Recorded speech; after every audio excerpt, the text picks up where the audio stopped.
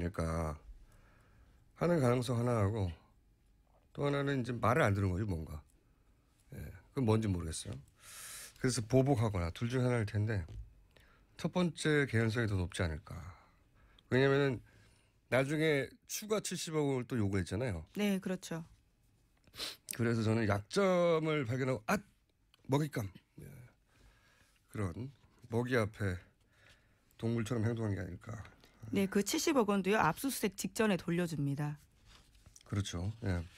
본인이 이렇게 돈을 받아서 잘 봐줄 것처럼 얘기가 오갔다가 안 됐으니까 돌려주는 뭐 그런 과정이었지 않았을까 같아요. 이권 동물이거든요. 정말. 이권 앞에서 움직이는 거면. 이렇게 보면 롯데는 삼성하고는 다르게 좀 당한 측면이 더 강한 것 같아요. 예, 이런 뉴스만 보면. 네, 앞서 무엇을 주고받았는지가 좀 더 나와야 될 것 같습니다. 그러니까요. 자, 다음 뉴스는요.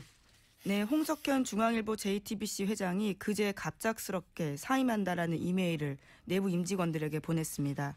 23년간 몸다운 회사를 떠난다라는 거였는데요. 오랜 고민 끝에 대한민국의 미래를 위해서 작은 힘이라도 보태기로 결심했다. 이렇게 밝혔습니다. 저도 이 이메일 전체 읽어봤는데 저도 이 문장을 읽다가 좀 혼자 웃었어요. 얼마나 작은 힘일까? 아주 작으면 집에서 댓글 달면 되는데 촛불 집회에 나오거나. 네, 촛불 집회 이미 나가셨습니다. 작은 힘이라도 보태기로. 만약에 홍석현 전 회장이 일종의 돌발 변수인데 지금 보면 만약에 출발하면 최대 피의자는 손석희 사장이 되겠죠. 손석희 사장에게 저는 이게 정치적 날벼락이라고 봅니다. 왜냐하면 그동안의 보도가 홍석현 정치를 돕기 위해서 한 거 아니었냐 이런 프레임에 강제 입장을 당하는 거죠. 네. 네, 이제까지 실제로 박근혜 전 대통령 대리인단이요. 장외 바깥에서 그런 프레임으로 계속 이야기했었습니다. 그러니까 판을 흔든다. 네, 전혀 안 먹혔거든요. 예. 대선 후보 인터뷰할 때도 홍석현 바이어스가 걸리겠죠. 네. 예를 들어서 다른 후보한테 야박하게 하는 거는 각 후보들의 지지자들은 다 야박하게 보일 거거든요. 그러면 홍석현 때문이 아니냐. 예, 그런 공격을 받을 수도 있고. 머리에 이제 홍석현이라는 걸림돌이 시청자들한테 이제 입력되니까 뭘 해도 그런 공격을 받고 손석희 신뢰도 우리나라 1위인데 악영향을 미친다. 손석희 생각 얼마나 억울하겠어요. 변한 게 없는데. 네. 정치적으로는 아마 중도 포지셔닝 하는 정치인들이 집단 피해를 입겠죠. 네, 어제 중앙선대 인터뷰 보면요. 그런 포지션을 취하고 있습니다. 촛불 집회, 태극기 집회 둘 다 각각 언급을 하면서요. 중도적인 입장에 대한 것들을 이야기하고 있거든요. 네.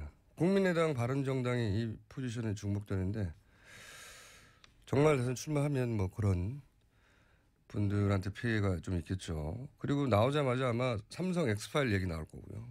97년에 대선 자금 주인공이죠. 그리고 김용철 전 삼성 법무팀장이 그 책을 통해 폭로한 게 홍석현 주식은 이건희 차명이다. 이렇게 주장한 적이 그렇죠. 있죠. 예. 이런 얘기 계속 나오겠죠, 아마. 어쨌든 1차적인 최대 피해자는 손석희 사장이 될 공산이 큽니다. 그러고 보면 제가 유리한 건가요? 그렇게 되면? 반사 이익을. 또 그렇게 연결되는 건가요? 갑자기 생각하다 보니까 그러네요. 네. 나와주시기 바랍니다, 홍 회장님. 자, 돌발 변수가 하나 나왔습니다. 자, 앞으로 대단히 이채로운 돌발 변수네요. 이때까지는 없었던. 다음 뉴스 전해주세요. 네, 김종인 전 더불어민주당 비상대책위 대표가 그제 빅텐트에 대해서 이렇게 이야기했습니다. 나는 빅텐트라는 이야기를 한 번도 해본 적이 없다. 이해관계가 모두 다른 사람들인데 금방 쉽게 될 일이냐. 나는 불가능하다고 본다. 라고 말했습니다. 대선 관련 뉴스가 이제 좀 많아지네요. 예. 빅텐트라고는 얘기해 본 적이 없죠. 비패권 지대라고 똑같은 내용을 얘기한 적은 많죠. 네. 이게 말이 확 바뀌었네요. 예. 금방 쉽게 될 일인가. 가능하다고 해서 탈당한 거죠. 예. 이 말이 앞에 빠졌어요. 진짜로 탈당해 보니 하고 가로치고 요 부분이 빠진 거죠. 예. 진짜로 탈당해 보니 불가능해 보인다. 이렇게 말을 바꿔야 되는 것 같고요. 예. 불가능하다고 보는데 왜 탈당을 하셨겠어요? 이분은 탈당 안 했을 때 본인의 정치적 영향력이 최대치였는데 탈당하면서 사실은 점점 잊혀져 가고 있습니다. 여기 다른 당 후보들과 조천 모임 하려고 했는데 그 모임에 가지도 않았죠. 다른 분들이 또. 자, 이분은 남은 거는 이제 혼자 대선 출마하느냐 마느냐인데 대선을 좌우지할 만한 변수는 안 될 것 같아요. 자. 네, 그 부분도 이제 결심할 수도 있다면서 곧 밝힐 때가 있을 거다라고 이야기했습니다. 결심은 본인의 마음이니까요. 네. 네, 변수가 되기는 어려울 것 같다. 자, 다음 뉴스는요. 어제 세월호를 건지기 위한 최종 점검 단계인 시험 인양 작업이 실패했습니다. 인양줄, 그러니까 와이어가 꼬여서인데요. 세월호 참사 3주기 전에 선체 인양하겠다라는 정부 계획도 실현이 불확실한 상황이 됐습니다. 아, 이게 얼마나 지났는데 여기 투입된 게 1년 반쯤 됐지 않습니까? 이 네, 업체가? 그렇죠. 상하이 셀비지. 예. 네. 상하이 셀비지는 근데 이 인양 방식의 전문 기업도 아닌데 게다가 이제 인양을 공언했다가 줄이 꼬여서 안 된다. 이거 말이 안 되잖아요. 내일 한다고 그랬다가 내일 한다고 그랬다가 하기 직전에 몇 시간 전에 이거 취소한 거죠. 네, 3시간 만에 그렇게 입장을 바꿨습니다. 정말. 가족들 마음은 더 무너지고요. 거기서 지켜보고 있었는데요. 하여튼 저는 다음 정권이 들어왔으면 해수부가 조사 대상이라고 봅니다. 네. 왜 이렇게까지 비밀이 많은 건지. 한다고 했다가 왜 이렇게 오랫동안 연기도 한두 번도 아니에요. 네. 이번에는 최단 시간 내에 취소, 3시간 만에 취소. 줄 꼬이는 것도 모르는데 어떻게 전문 업체입니까? 정말 이해가 안 가요, 저는. 자, 이 문제는 저희가 3부에서 전화 연결해서 한번 짚어보기로 할 거고요. 자, 다음 뉴스는요? 네, 박원순 서울시장이 촛불 집회에 대해서요. 노벨 평화상 수상에 힘보태겠다라고 밝혔습니다. 뉴스공장에 2주 전에 나왔던 이야기인데요. 관련된 이야기입니다. 관련 뉴스에 뉴스공장 얘기가 있나요? 그런 언급은 안타깝게도 없습니다. 마치 본인의 아이디어인 것처럼 한 건가요? 야, 시장님 컨닝 하셔놓고 이렇게 본인 아이디어처럼. 자, 근데 올해의 수상자는 될 수가 없어요. 제가 좀 알아보니까 이미 전해에 정하더라고요. 후보 받는 것을. 그러니까 서로 받는다 하더라도 2017년이 아니라 2018년이 수상자 대상이 되는 거라고. 그렇게 저도 좀 알아봤거든요. 이거 빨리 네. 추진하려고. 서울시도 추천 직접 주체는 아니지만요. 각종 지원하겠다라는 네. 겁니다. 보니까 이제 상을 받은 적이 있는 사람. 그렇죠. 네. 수상자와 그 나라 의회도 가능하다고 추천권이 있습니다. 예. 하기도 하고. 그리고 추천위원회가 또 따로 있다고 하고요. 좀 알아보려고요. 우리나라에서 받은 분이 저기 김대중 전 한 대통령이죠. 분밖에 없잖아요. 예. 아, 그러면 김홍일 위원장에게 물어보면 되겠군요. 네. 자체적으로 저희 방송 추진위원 단장으로 제가 지금 임명해놓고 좀 알아본 다음에 저희가 자세히 알려드리겠습니다. 그리고 박원순 시장님 이런 식으로 곤란합니다. 저희도 같이 껴주든가요. 자, 다음 뉴스는요. 네, 각 원내 교섭단체가 모두 이제 TV 토론에 나섰는데요. 경선이 시작된 겁니다. 아, 그렇군요. 네, 그 전에 오늘 문자가 많네요. 공장장이 발음 꼬이는 게 어디 하루 이틀이냐고. 오늘은 좀 심하네요 하시는데 이보다 더 심한 날도 많습니다. 제가. 이 정도면 덜 꼬인 거예요. 반쯤 꼬인 겁니다. 토론회. 예. 이 토론회보다는 토론회 반응을 저는 개인적으로 모니터링을 많이 하는 편인데 왜냐면은 보통 이제 토론회 보고 나서 다른 사람은 어떻게 봤나 하고 이제 게시판들 보잖아요. 거기 보면은 진짜 지지자와 가짜 지지자가 꼭 있어요. 언제나 그렇지만. 이게 노태우 전 대통령 그 시절에 양김 분열 이런 기획이 대대적으로 된 적이 있거든요. 그렇게 당선됐죠. 그 이래로 우리 정치판에서 이제 항상 등장했던 게 같은 진영 유사한 후보, 정치 성향 유사한 후보 지지자들끼리 서로 싸우게 만드는 전략.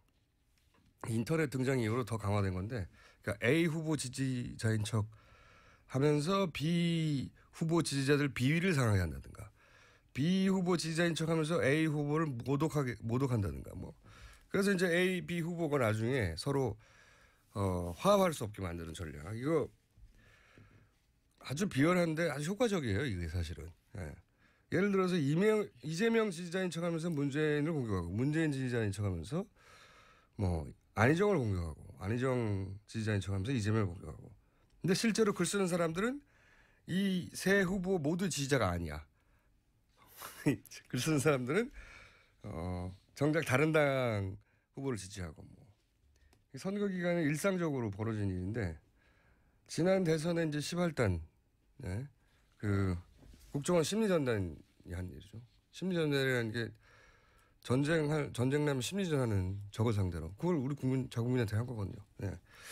이번에도 반드시 있는데, 저는 일반 지지자들 입장에서 다른 모든 당 마찬가지입니다. 경선 그 자체보다 일반 지지자들 입장에서는 이 가짜와 진짜 지지자를 구분하는 게 더 중요할 수 있습니다. 어떻게 구분하나요? 보다 보면 구분이 됩니다. 제가 나중에 지지자 구분법 한번 정리하죠. 자, 오늘은 여기까지 하려고 했더니 미니 인터뷰가 하나 있네요. 네, 잠시만요. 미니 인터뷰가 뭐냐면, 저희가 지난주 금요일 날 촛불 집회 주최한 퇴진행동, 거기서 빚이 1억이 있다고, 급하다고 제가 전화 인터뷰를 했었거든요. 자, 그러면 결과 어떻게 된지 전화 연결해보겠습니다. 퇴진행동의 박진 상황실장 전화 연결됐습니다. 안녕하세요. 안녕하세요. 예, 그때 빚이 1억이라고 금요일 아침에 이 시간에 인터뷰했었는데, 그 이후 지금 후원금이 얼마가 됐습니까? 지금 12억이 됐습니다. 12억이요? 네. 금요일 낮에 저희가 사실 감사하다고 8억 8천 모였다고 발표를 했는데요. 어젯밤에 제가 저희 사무국장님한테 최종이 얼마냐라고 했더니 12억이랍니다. 어쩌죠? 아니, 그러면 11억이 남잖아요. 네. 더 주세요, 그럼. 이야, 정말 대단하네요. 저희 정말 매일매일 놀라고 있습니다. 이야. 이런 아마 그 모금에 참여하신 분들 중에는 집회를 못 나가서 미안해서 내신 분들도 많을 거야, 아마. 맞아요. 뭐 어떤 동문회에서는 자기가 못 나온 만큼 10,000원씩 내라. 그러니까 20번 중에서 10번 나왔으면 10만 원 내라. 뭐 이런 식으로 얘기하셔서 실제로 그렇게 냈다 하시더라고요. 대단합니다. 근데 네. 아니, 이제 빚을 갚고 남은 앞으로의 집회가 한두 번 정도 더 기획되어 있다고 하는데, 그 정도만 하면 되는데 지금 돈이 너무 많아가지고 앞으로 집회 많이 해야 되겠는데요? 어떡합니까? 아니요. 집회를 많이 할 수는 없을 것 같고요. 그러니까요. 네. 뭐 당연히 이제 집회 비용으로 쓸 거고, 그 나머지는 어떻게 쓸 건가 이제 저희가 합의를 해야 되는데요. 아니, 뉴스공장이 지금 기여한 바가 많은데 뉴스공장하고 뭐 어떻게 같이 이벤트라도 하시든가. 네. 저기 좀 얘기를 해볼까요, 이제부터요? 네. 앞으로 이제 그만 좀 보내주셔. 그만 좀 보내달라고요. 네, 뭐 배부른 소리 같긴 하지만. 그렇죠. 이게 부담이에요. 이게 개인 돈도 아니고. 네. 집회를 잘 해줘서 고맙다, 앞으로 부탁한다, 이런 후원금인데 이제 일상으로 돌아가셔야죠, 끝나고. 네, 그리고 이게 저희한테 이렇게 후원을 하면 사실은 진짜 후원 받을 곳들은 또 후원을 못 받는 그런 또 이런 영향도 있기 때문에 실장님? 저희한테는 그만해 주셔도 됩니다. 실장님, 배부른 소리 그만하시고요. 다른 거. 자, 이 기금을 어떻게 사용할 건지에 대한 계획이 있으면 저희가 짧게 다음에 미니 인터뷰 한번 더 하기로 하고요. 마지막으로 후원해 주신 시민들에게 한마디 해주시고, 그 전에 저 뉴스공장에 얼마나 고마운지 한번 얘기해 주시죠, 실장님. 뉴스공장은 뭐 말할 것 없이 사실 뉴스공장 나오고 나서 지금 멈추지 않고 후원금이 들어오고 있는 거라서요. 네. 너무 감사하고, 그리고 무엇보다는 한 점이 됐던 그 시민들의 위대함을 봤던 혁명이었는데요. 다시 한번 그 위대함을 경험했고, 저희 뭐 퇴진행동은 저희가 그 힘으로 또 앞으로 계속 사회활동을 할 수 있을 것 같지만, 시민 여러분들도 잊지 마시고 자신의 힘이 얼마나 위대한지 다시 한번 보는 그런 계기가 됐으면 좋겠습니다. 너무 감사합니다. 네, 감사합니다. 네, 계획 들어주세요. 세워지면 그때 다시 한번 연결할게요. 네. 네, 지금까지 퇴진행동의 박진 상황 실장이었습니다. 그리고 시사인의 김은지였습니다. 감사합니다. 민주당에 이어 자유한국당, 국민의당, 바른정당까지 모든 정당이 본 경선이 시작됐습니다. 그리고 어제 안철수, 손학규 후보가 대선 출마를 선언했죠. 이 전국과 현안들 박지원 대표 연결해 짚어보겠습니다. 안녕하세요, 대표님. 안녕하세요. 네, 저희 스튜디오 좋아하네요. 직접 오셔야 되는데 만날 전화로 해서 훨씬 더 재밌을 수 있는데 말이죠. 대선 전에 꼭 한번 와주십시오. 직접 뵈면은 김총수 앞에서 얘기 못해요. 자, 대표님 다른 이야기 하시기 전에 이 네네. 홍석현 전 중앙일보 JTBC 회장 사표를 냈어요. 혹시 이거 사전에 아셨습니까? 저는 몰랐습니다. 네, 대선 출마 루머는 있었잖아요, 그죠? 네? 루머는 있었지 않습니까? 출마할지도 모른다 이런. 글쎄 그런 얘기는 들었었지만은 네, 제가 최근에는 뵙지를 못했거든요. 네, 그리고 사실 김대중 정부에서 이해창 총재가 대통령 후보로 거의 확정적이 되니까 예, 세대 교체를 네, 위해서 홍석현 회장을 국무총리로 한번 하려고 했어요. 예, 그래가지고 대통령 후보를 내세우자 하는 것을 김대중 대통령님하고 저하고 검토를 했었는데 예, 여러 가지 사유로 이루어지지 않았죠. 아무튼 홍석현 회장은 신원서판이 훌륭하신 분이에요. 예. 그런데 과연 중앙일보 JTBC 회장을 사임하기는 했지만은 이제 대통령을 나오실 수 있을까요? 너무 늦은 것 아니에요? 그건 대표님이 훨씬 전문가 아니십니까? 대표님이 늦었다고 하면 늦은 거죠. 예. 글쎄요. 그런데 그 이메일 사원들에게 보낸 내용을 보면은 상당한 의지를 저는 읽을 수 있었는데 예. 아무튼 모르겠습니다. 만약에 출마를 하게 되면 이 기업가 출신이고 이제 중도 보수, 합리적인 보수 이렇게 포지션을 할 것 같은데 그러면 안철수 전 대표하고도 겹치는 부분이 있어. 이거 안철수 후보한테는 나쁜 소식 아닙니까? 만약 된다면? 글쎄요. 홍석현 회장은 기업과 중도 보수도 표방하지만은 예. 통일 문제에 대해서는 상당한 진보적 태도를 취하셨거든요. 예. 그렇기 때문에 딱히 뭐라고 얘기할 수는 없지만은 상당히 경쟁해볼 만한 좋은 후보감이다. 저는 그렇게 생각합니다. 근데 이제 대선 출마하면 이거 무소속으로는 거의 불가능하지 않습니까? 대선 후보는. 그죠? 무소속으로는 지금 현재 우리나라 정치 구조로 볼 때 예. 어렵지 않을까. 그러니까 저는 이제 4개 정당이 전부 후보 등록을 마쳤고 사실상 경선 체제로 가는데 예. 과연 어떤 당에서 출마를 하게 될지 그리고 사실 정당에서 추대라고 하는 것은 거의 없거든요. 그러니까요.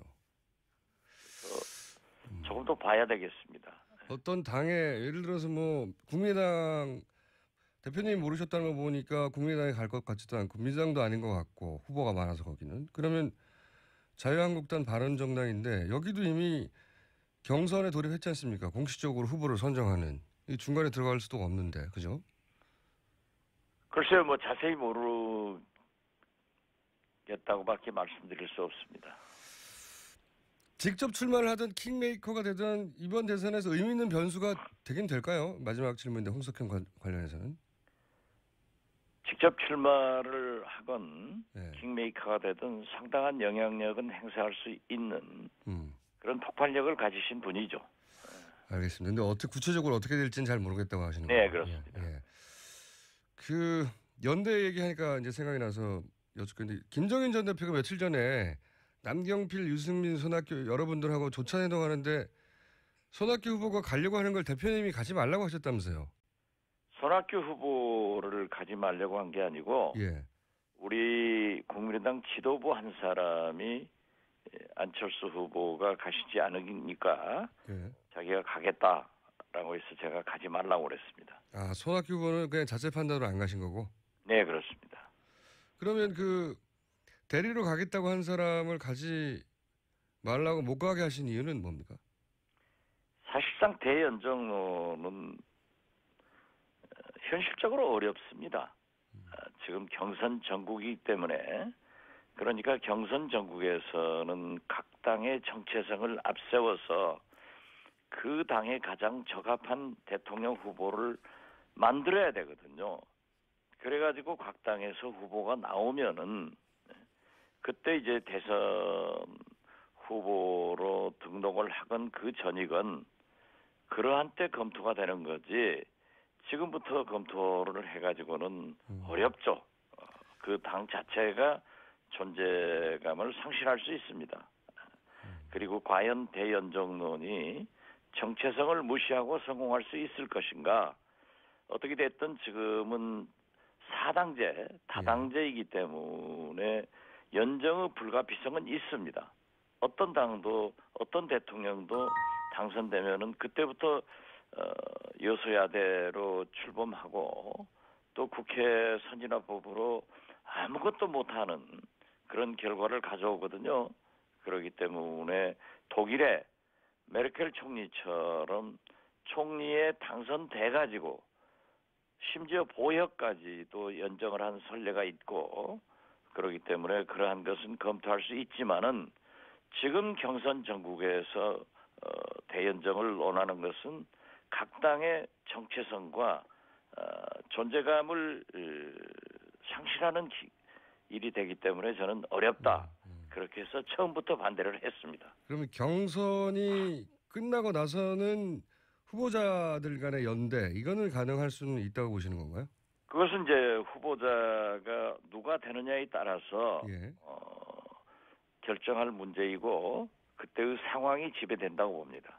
그러면 이제 국민의당 후보가 선정된 이후에는 그 예를 들어서 바른정당과의 어떤 방식으로는 연대는 가능하다 이렇게 볼 수 있는 겁니까? 왜 꼭 바른정당을 찍습니까?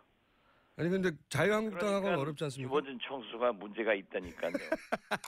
그렇게 몰아가는 것 아니에요. 아니 그럼 바른정당 아니면은 우리가 다른 후보 탄핵을 예. 성공시켰을 때도 예. 민주당과 문재인 대표가 비박과 국민의당은 통합한다. 이거하고 맥락이 같은 거예요. 아니 근데 그러니까 바른정당으로 네. 찍지 마시고 말씀하시면 제가 답변하는 거죠. 알겠습니다. 바른정당하고 얘기가 가장 많이 나오니까요. 자유한국당하고는 어렵지 않습니까? 우선. 거기는 어떠한 경우에도 어렵죠. 예. 또 그럼 바른정당 역시 예.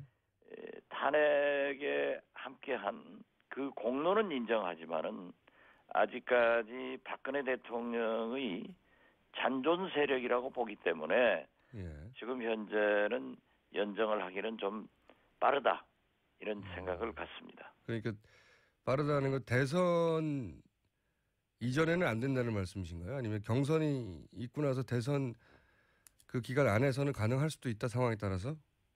그러한 얘기가 아니고 예. 어떻게 됐든 지금 현재로는 그러한 얘기를 하는 것은 빠르다 이겁니다. 빠르다. 그 얼마나 메르켈 총리 독일 예를 들었지 않습니까? 그럼 대선 이후에나 가능할 수 있다? 그렇죠. 어떤 대통령이 당선되더라도 여소야대 사당제이기 때문에 연정의 필요성은 불가피합니다. 예. 대표님, 저도 지금 목소리가 좀 그런데 대표님 약간 피곤하신 것 같습니다. 그렇죠? 예, 어제 많이 돌아다니고 피곤합니다. 예. 둘 다 피곤한 상태에서 아니 김어준 총수가 저를 지금 피곤하게 만들고 있습니다. 그러면 민주당 후보하고의 연대 가능성은 어떻습니까? 이번 대선 기간 중에. 글쎄요, 어제 문재인 후보가 네. KBS 토론에서 국민의당과 그러한 비슷한 통합 예. 그런 말씀을 하셨던데 바로 지난주에 지금 우리 국민의당에 와 있는 안철수, 김한길, 박지원과 예. 왜 헤어졌느냐라고 예. 안희정 후보가 질문을 하니까 혁신을 반대해서 헤어졌다. 예. 라는 거짓말을 하시더라고요. 그런데 네. 또 2, 3일 있다가 어제는 또 통합하자 이런 얘기를 해서 참 문재인 후보는 편리하게 세상을 사시고 편리한 말씀을 자주 하시는구나. 그래서 꿈 깨시면 좋겠다. 일장춘몽 좀 하지 말라. 이런 말씀을 했습니다. 알겠습니다. 그러면 민주당과 또 연대는 이번 대선에서 어렵다고 말씀하신 걸로 알아듣겠고요. 그리고 이런 얘기도 있어요. 그 언론 보도에 따르면 바른정당의 김무성 전 대표가 YS계고 국민의당 대표님은 또 DJ 비서실장 출신이시니까 김영삼, 김대중, 영남과 호남 이렇게 화합하는 전국 정당으로 연대하자. 이런 게 또 크게 보도가 됐던데 이게 실체가 있는 움직임입니까? 아니면 여의도의 그 수많은 그림 중에 하나입니까? 그냥. 그림 중에 하나라고 봅니다. 물론 예. 우리가 남북 분단도 서러운데 동서 이게 너무나 오랫동안 분열돼 있지 않습니까? 네. 그렇기 때문에 YS, DJ 세력이 합쳐서 남북 관계도 개선하고 동서 장벽도 무너뜨리자 그런 얘기도 했고 또 김무성 대표와 저와 개인적으로 가까운 사이이기 때문에 때때로 대화를 하는데 예. 그러한 것에 기초를 두고 정치권에서 나오는 얘기지만은 그러한 움직임 역시 없다는 것을 분명히 말씀드립니다. 그냥 소위 이제 여의도에 그 수많은 대선이 있으면은 뭐 수많은 그림이 나오지 않습니까? 그 중에 하나인 거군요. 그러면. 그런 그 그림을 많이 그리시는 분이 김어준 총수님 아니에요? 그럼 안철수 후보는 이번 대선에서는 끝까지 독자 후보로 간다 이런 생각이신 것 같은데 대표님도 비슷한 생각을 하시는 거죠? 저는 처음부터 그걸 주장했습니다. 왜냐하면은 제가 쭉 얘기해온 게 예. 대단히 죄송하지만은 박원순 시장이나 김부겸 의원 등 많은 분이 민주당 대통령 후보로 나왔었잖아요. 네네. 그리고 심지어 반기문, 황교안 이런 보수층에서 거론될 때 저분들은 전부 후보가 될 분들이 아니다. 예. 그렇기 때문에 당시는 손학규 대표가 우리 당으로 들어오기 전이에요. 당시에는 우리 당에서는 안철수, 더불어민주당에서는 문재인, 그리고 자유한국당이나 바른정당은 후보가 나오더라도 의미가 없다. 그렇기 때문에 안철수 대 문재인 구도가 되는다. 저는 네. 그렇게 얘기를 쭉 해왔습니다. 네, 그렇게 해오셨죠. 예. 그런데 지금은 말을 바꿨습니다. 어떻게 바꾸셨습니까? 안철수, 손학규, 박주선 중에서 예. 나온다. 예, 그건 뭐 당연하고요.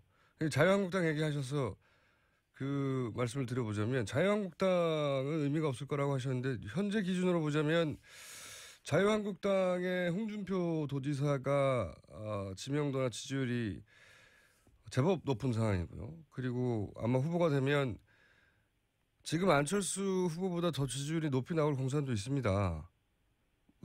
우선 자유한국당에서는 누가 후보가 될 거라고 보십니까? 자유한국당에서는 저는 홍준표 지사가 될 거로 보고 있습니다. 그렇군요. 본선 저는 예. 지금 김어준 총수께서 말씀하신 대로 예. 홍준표 지사가 후보가 돼서 예. 안철수 후보보다 높을 수도 있다. 예. 이렇게 말씀하신 것은 아마 김어준 총수의 바람일 겁니다. 아니 여론조사 지표가 그런데요. 그건 아직 모르니까. 그렇지 않아요 지금 현재. 알겠습니다. 예. 네. 그런 여론조사들이 아닌 오히려 예. 안희정 지사가 만약 예. 재인 산성을 넘지 못할 경우에는 예. 그 안희정 지사의 표가 지지표들이 물론 문재인 에게도 가지만 후보에게도 가지만은 예. 저는 안철수 후보에게도 상당한 부분이 넘어올 것이다. 네, 그럴 수 있습니다. 봅니다. 예. 그러면 이제 자유한국당 얘기를 좀 마저 해보자면 홍준표 도지사의 본선 경쟁력은 어느 정도가 될 거라고 보십니까? 글쎄요, 저는 이 국민들이 박근혜 대통령의 파면을 보고 촛불 전국의 결과를 보더라도 이미 야권으로 정권 교체를 해놓은 상태입니다. 그렇기 때문에 탄핵을 원했던 국민도 80%였고 국회에서 가결된 것도 80%, 헌재에서 인용을 요구하는 것도 80%, 우연의 일치로 헌재 재판관들이 8대 0으로 박근혜 대통령을 탄핵시키는 걸 보면은 예. 아마는 박근혜 대통령의 팔자에 무슨 팔자와 무슨 연관이 있지 않는가 이런 생각을 할 정도로 조금 하는데 무리수였습니다, 대표님. 예. 지금 태극기 네. 집회 등 이분들이 20%는 되거든요. 예, 예. 그런데 저는 샤이 박근혜까지 하고 이 보수 김무성 대표께서 얘기한 어떠한 경우에도 대한민국의 미래를 좌파한테 줄 수 없다 예, 예. 하는 보수들이 저는 30% 내지 35%가 지금도 남아 있습니다. 네네. 그렇지만은 박근혜 대통령이 살아있기 때문에 예. 바른정당과 자유한국당은 이번 대통령 선거에서 통합되지 않는다. 통합되지 않는다. 예, 그렇기 때문에 홍준표 네. 지사가 대통령 후보가 되더라도 예. 아마 15% 이상은 받아가지고 대선 자금의 국고는 좀 받을 수 있겠지만은 15% 이상은 어렵다. 저는 어려울 걸로 봅니다. 그러면 바른정당과 후보 단일화를 할 수도 있지 않습니까? 그렇게 되면 보수가 당은 갈라져 있지만 후보는 한 사람이 돼서 그보다 더 높게 나올 수도 있지 않을까요? 단일화는 안 된다고 보십니까? 바른정당과 자유한국당. 저는 단일화되지 않는다고 생각합니다. 왜냐하면 자유한국당에는 예. 지금 박근혜 아주 몰빵하시는 분들이 많이 모여 있잖아요. 여전히 있습니다. 예. 예. 그러나 바른정당은 분명하게 박근혜 대통령과 선을 긋고 함께하지 않는다는 것을 표방하고 있거든요. 예. 그렇기 때문에 박근혜 대통령께서 삼성동에 건재하시는 한 저는 통합은 되지 않는다 그렇게 보고 있습니다. 당 차원에서는 그런데 대선 기간에는 후보가 힘이 세서 후보가 하자고 하면 할 수 있지 않을까요? 그 홍준표 도지사는 단일화에 염두를 두고 있는 것 같고 유승민 후보도 단일화 얘기를 많이 해왔거든요. 자유한국당하고. 아무리 후보가 예. 세다고 하더라도 예. 당이 움직이지 않으면은 혼자서 한계가 있을 겁니다. 안 될 거라고 보시는 거군요. 그러면 이번 대선 구도는 5파전 이렇게 보시는 겁니까? 민주당, 자유당, 바른당, 국민의당, 정의당 이렇게 5파전이 될 거다 이렇게 보십니까? 그렇게 보면 안 되죠. 남재준 전 국정원장도 출마한다니까 당은 아니니까요. 예. 6파전, 7파전 되겠지만은 예, 정당으로 의미가 보자면. 없겠죠. 예. 여하간 정당으로는 지금 민주당, 자유당, 바른당, 국민의당, 정의당 5파전이네요. 정당, 원내 정당은 다 후보를 끝까지 유지할 거다 이렇게 보시는 거죠? 저는 그렇게 보고 있습니다. 예. 이렇게 5파전이 되면 안철수 후보의 경우에 이제 양자 대결이라고 계속 결국은 문재인과 안철수의 대결이 될 거라고 주장해 오셨는데 이렇게 갈라지면 그러니까 바른정당과 자유한국당은 예. 많으면 30 내지 35%를 가지고 있다고 하면은 예. 나머지 70%. 야권, 예. 6, 70%를 가지고 있으니까 여기에서 국민의당과 문재인 후보의 결판이 될 것 아니냐. 오늘 아침 신문을 좀 우리 김어준 총수하고 인터뷰하니까 일찍 일어나서 좀 보았더니 예. 더불어민주당의 경선도 녹록지 않은 것 같아요. 아 그렇게 보십니까? 예. 예. 그럼 안희정 도지사나 이재명 시장이 역전할 수도 있다 이렇게 보시는 거죠? 역전이 아니라 결선 투표로 넘어갈 것 같아요. 일단 결선까지는 간다. 네, 가면은 안희정 이변이 생길 수 있다. 저는 그렇게 봅니다. 이전에는 그런 가능성이 희박했는데 이제는 그런 가능성이 제법 높다 이렇게 보시는 거죠? 네, 그렇습니다. 근데 이제 안희정 도지사 경우에 이제 민주당 지지자들의 지지사가 좀 약하고 경선에 참여하겠다는 지지자들의 비율이 좀 낮은 게 약점인데 이게 이 차이 가면 어떻게 될지 모른다고 보시는 거죠? 그렇죠. 예. 근데 국민의당 입장에서는 1차에서 끝나는 게 문재인 패권이라고 공격하기 더 좋지 않습니까? 그렇게 남을 비난하기 위해서 김어준 총수처럼 그런 생각 안 한다니까요. 자, 개헌은 어떻게 됩니까? 개헌. 지금 3당이 대선 이래 개헌 투표 합의했다고 발표했는데 대표님은 생각이 다르시죠? 저처럼 개헌을 주장한 사람이 없습니다. 예. 그렇지만 예. 아직까지 개헌안이 통일되지 않았고요. 예. 이제 대통령 선거가 50여일 정도밖에 남지 않았는데 과연 물리적으로 가능하겠는가? 그리고 3당 통일안이 나올 수 있겠는가? 이걸 생각합니다. 자, 그러면 그리고 개헌은 예. 뭐라고 하더라도 민주당의 문재인 대표가 지지를 해야만이 국회에서 200석 이상을 확보해서 발의가 되는데 지금 현재 문재인 대표가 유일하게 반대를 하고 있는 거예요. 그런데 이 개헌 논쟁으로 빠져가지고 국회에서 논쟁을 하다 보면은 지금 50일밖에 남지 않은 이 대통령 선거에서 과연 당력이 어디로 가겠느냐 이거예요. 그래서 개헌은 추진하되 안철수 대표나 문재인 대표 다 똑같은 얘기를 하던데요. 내년 지방선거에서 국민투표를 하겠다는 확정적인 공약을 하고 추진했으면 좋겠다 하는 생각을 갖습니다. 알겠습니다. 대선 이래 개헌 국민투표는 불가능하다. 저는 그렇게 보고 있습니다. 알겠습니다. 지금 당장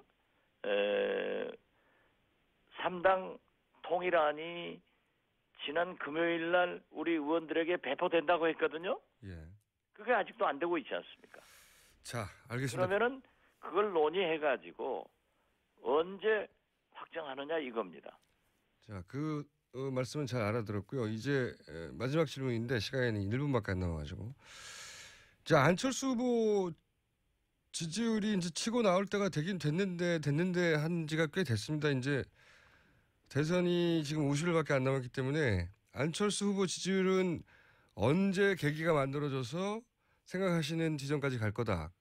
언제쯤 될까요? 어떤 계기로 이루어질까요? 그 지지율 지금 오늘 아침 신문들에도 예. 문재인 후보는 약간 하락세가 있고 예. 더불어민주당에서 안희정 예. 그리고 우리 국민의당에서 안철수가 상승세에 있다 네. 하는 것은 좋은 신호로 봅니다. 제가 볼 때는 저희는 4월 4일 날 후보가 확정되고 예. 민주당은 4월 3일 날 예. 만약 결선 투표가 하면은 4월 7일로 알고 있습니다만은 아무튼 4월 초에 각 당의 대통령 후보들이 확정되면은 그때부터 1대1 구도로 되면 알겠습니다. 저는 문재인 후보의 포비아, 공포증 그리고 여러 가지 검증 결과 미래지향적인 우리 당 후보가 그때부터 치고 올라갈 것이다. 알겠습니다. 여기까지 듣겠습니다.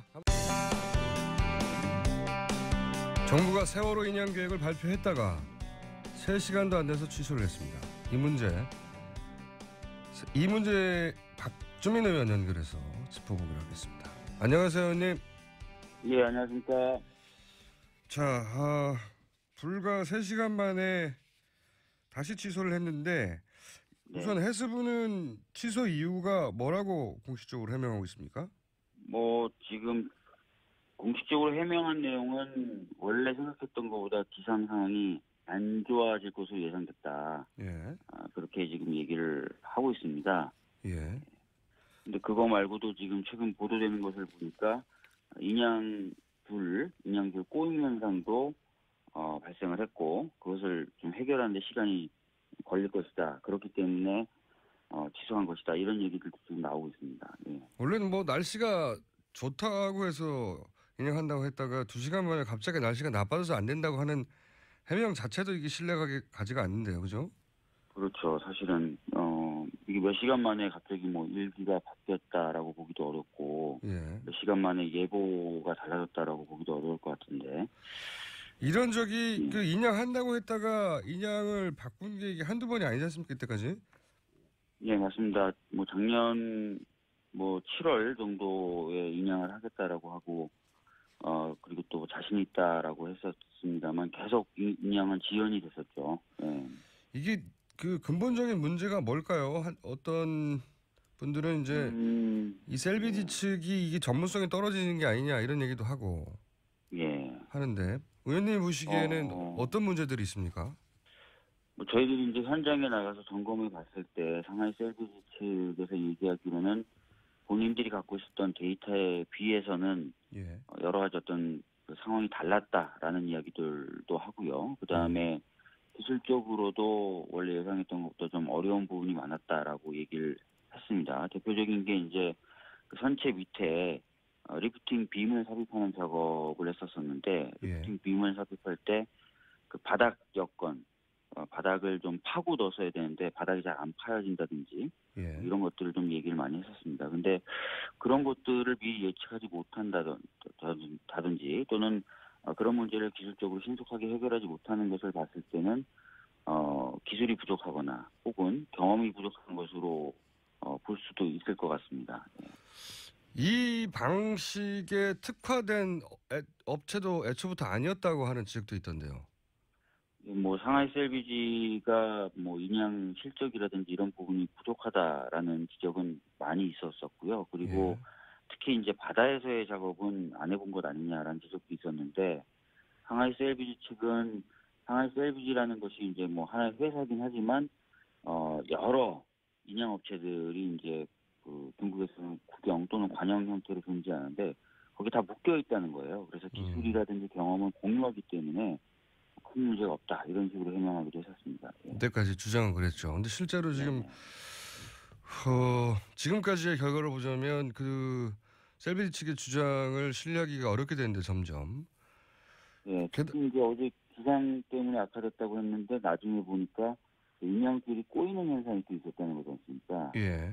그러니까 인양줄 꼬이는 현상 같은 경우는 전혀 예상을 못했다는 것으로 보여지고요. 그렇다면은 역시 기술적인 부분에서 한계를 좀 갖고 있는 것 아닌가라는 우려를 가지게 됩니다. 그리고 이제 그 인양 방식에 있어서도 중간에 변경을 했지 않습니까? 유가족들이 애초에 주장했던 방식으로. 맞습니다. 예. 가족분들은 그 사고 해역에 그 바람이 세고 그다음에 조류가 세기 때문에 조류라든지 바람의 영향을 받지 않는 그 반잠수식 바지선, 잭킹 바지선이라고 불리는데 그 잭킹 바지선을 이용한 인양을 처음부터 요구를 했었던 것이거든요. 예. 그런데 이제 상하이 셀비지는 그 방식을 채택하지 않고 해상에 바지선 위에 이제 크레인을 세워가지고 크레인에서 와이어를 걸어서 끌어당기는 그런 방법을 고집했다가 작년 말에 방식을 가족분들이 애초에 요구했던 그 방식과 유사한 방식으로 변경을 했었습니다. 예. 저기 의원님 전화기에서 입을 조금만 떼셔야 될 것 같아요. 소리가 약간. 예. 그러니까 이런 모든 것들이 작년 11월이면 선정되고 나서 1년도 넘은 1년 한 2개월 지난 다음이거든요. 그런데 그 유가족들이 주장했던 거를 안 한다고 했다가 결국은 유가족들이 주장하는 방식으로 변경한 걸 보면 이 전문성이 굉장히 부족한 거라고 하는 지적이 타당하단 말이죠. 맞습니다. 사실 그래서 가족분들은 상하이 셀비지가 이번 인양을 어떤 치밀한 계획과 어떤 설계를 통해서 하는 것이 아니라 주먹구구식으로 하는 것 아니냐라는 문제제기도 해오셨었고 더 나아가서 사실상 그 상하이 셀비지 차원에서는 이번 인양을 인양 기술 습득 또 연마 뭐 이런 장으로 여기는 것 아니냐 이런 비판도 많이 하셨었습니다. 예. 그러니까요. 그런 비판에 대해서 뭐 걱정되니까 하는 비판인가 싶었다가도 지금 결과를 보면 그런 비판이 맞는 비판이었다 싶어요. 지금. 예, 사실 뭐 이번 같은 경우에는 굉장히 자신만만해했었거든요. 특별한 어떤 기술적 문제는 더 이상 없을 것이다. 뭐 이런 식으로 호언장담을 했었었는데 결과적으로 지금 뭐 기상 여건 변화도 변하지만 인양줄 꼬임이라는 기술적 문제도 발생한 거기 때문에 불안함이 여전한 상황입니다. 예. 또 한 가지 그 많은 분들 지적하는 것은 이게 이제 된다고 했다가 안 되고 된다고 했다가 안 되고 이런 것들이 기술적인 부분도 기술적인 부분이지만 어떤 정치적 판단이 있는 거 아니냐. 계속해서 연기되거나 예. 무산되는 것이 이런 의혹을 갖지 않습니까? 예, 그런 의혹을 가지고 계신 분들이 많죠. 근데 뭐 그런 의혹을 가지신 분들 입장도 충분히 이해가 되고 또 오히려 합리적이라고 여겨지기까지 하는 것이 아까도 말씀드렸지만 몇 시간 후에 예. 기상 환경을 잘못 예측해가지고 뭐 미뤄진다든지 이런 일들이 뭐 자주 반복이 되다 보니까 이게 단순히 진짜 어떤 기술적인 부분 때문이냐 아니면 정치적인 고려 때문이냐 이런 의혹을 할 수밖에 없는 그런 안 할 수가 없죠. 예. 예. 자, 그리고 또 그 구멍을 많이 뚫었던 문제에 대해서도 유가족들이 계속 지적하지 않습니까, 이게? 예, 그렇습니다. 지금 천공을 약 한 140여 개 정도 뚫어놨고 또 앵커 부분이라든지 이런 부분들 같은 경우는 지금 절단을 해냈죠. 그래서 선체가 원 모습을 그대로 유지하고 있는 것이 아니라 예. 심각하게 훼손된 상태로 있는 것 아닌가라는 우려를 지금 가지고 계십니다. 해소는 이미 됐죠. 사실 이렇게까지 구멍을 많이 뚫을 일이었는가. 네. 애초에는 뭐 2개의 구멍으로 충분하다고 했었는데, 네. 네. 이젠 이미 훼손됐기 때문에 되돌릴 수도 없고. 네. 그리고 또 쟁점이 이제 그 인양한 이후에 네. 선체 조사 방법 이런 것도 논란이라고 하는데 설명 좀 해주십시오. 지금 해수부가 채택한 선체 내부 조사 방법은 인양한 후에 육상에 거치를 하고 나서 선체를 크게 세 등분으로 나누겠다는 겁니다. 인양한 후에. 인양 후에 그래서 세 등분으로 나눠 가지고 선체 내에 진입하고 수색하고 하는 작업을 하겠다라는 게 현재까지의 해수부 입장입니다. 예. 근데 이제 많은 가족분들이 그렇게 이제 선체를 등분 나누게 되면은 진상 조사를 하기에 더 어려워지는 상황이 되는 것 아니냐. 이런 우려를 가지고 있고요. 또 하나는 그런 식으로 선체를 절단하는 과정에서 선체 내부에 남아 계실 미수습자분이 훼손될 수도 있다. 이런 우려도 제기하고 있는 것입니다. 그래서 선체 절단을 무조건적으로 반대하시는 게 아니라 인양된 상태를 좀 보고 나서 방식을 최종적으로 결정하자라고 지금 주장을 하고 계신 겁니다. 지금 그러니까 해수부에서는 세월호의 그 구멍 천공을 140여 개 뚫은 것도 훼손이라고 유가족들은 주장하고 있는데 그게 더 나아가서 세월호의 선체 자체를 3등분으로 절단한다는 거죠? 네네네. 그러니까 3등분이라고 하면은 좀 약간 오해 있으실 수 있는 것 같은 세 부분으로 절단하는 것을 예정하고 있습니다. 예. 그러니까 보통 이제 사고가 나면 뭐 자동차 사고도 그렇습니다만 당장 자동차를 그대로 그 사고 상황대로 봐야지 이제 사고 당시 상황을 유추하고 이제 조사할 수 있는데 세월호 같은 경우에는 철저히 구멍이 뚫리고 이제 분리가 되는 상황이 돼버리는 거네요. 네, 그렇게 되면은 이제 특히 대법원 판결에서 지적했었던 뭐 조타 기의 작동이 잘못됐다라고 볼 수도 있는 것 아니냐, 뭐 스크류가 작동이 잘못됐을 수도 있다는 것 아니냐 등등 기계 계통의 어떤 잘못들을 좀 살펴볼 필요도 있는데 그런 부분도 좀 보기가 어려워지는 것 아닌가라는 우려를 가지고 계신 겁니다. 예. 그런 지금까지 정부가 해왔던 세월에 관해서 진상 규명을 어떻게든 막으려 했던 노력에 비춰보자면 지금 하고 있는 조치들에 대해서 의심의 눈초리를 거둘 수가 없는데 지금 세월호 특조위도 지금 끝났는데 이 2기 특조위는 어떻게 되는 겁니까? 관련 법안들 뭐 선체조사 특별법도 본회의를 통과했다고 하는데 이런 법안들은 어떻게 되는 건가요? 지금 세월호 참사 관련돼서 전반적으로 조사를 하는 2기 특조위는 법안이 발의된 후에 신속 처리 안건으로 작년에 지정이 되어 있습니다. 그래서 자유한국당 등 뭐 세월호 조사에 대해서 좀 반대하는 분들과의 협의나 논의할 필요 없이 시간만 지나가면 본회의 상정돼서 통과가 되도록 되어 있습니다. 그래서 그것도 300일 아닙니까? 그냥 그대로 330일이어서 11월이고요. 올해 11월이 되는 거고. 아무리 늦어도 올해 12월에는 통과된다는 거죠. 11월에는. 그렇습니다. 예, 11월에. 그리고 그 사이에 사실 선체가 인양이 되는데 그럼 인양된 선체는 누가 보느냐? 조사위원회도 없는데. 예, 그런 문제를 해결하기 위해서 세월호 선체조사 특별법이 지지난주에 통과가 됐습니다. 아, 다행히 통과가 됐군요. 예, 그래서 지금은 선체조사위원회를 구성하기 위한 위원 선임 절차를 밟고 있습니다. 그렇군요. 여기 의원님도 포함되십니까? 아닙니다. 이거는 전문가들이 위원으로 들어가는 겁니다. 그러니까 세월호 특별조사위원회와 마찬가지의 형태라고 생각하시면 됩니다. 이 조사위원회 그 야당이 지명한 후보도 그 전문위원만 들어갑니까? 아니면 아닙니다. 여당 2, 야당 3, 가족 3 이렇게 8명으로 구성되게 됩니다. 예. 그렇군요. 특조위 때 워낙 그 여당 쪽에서 반대를 많이 해가지고요. 네. 반대라기보단 방해를 했죠. 조사 자체를. 네. 예.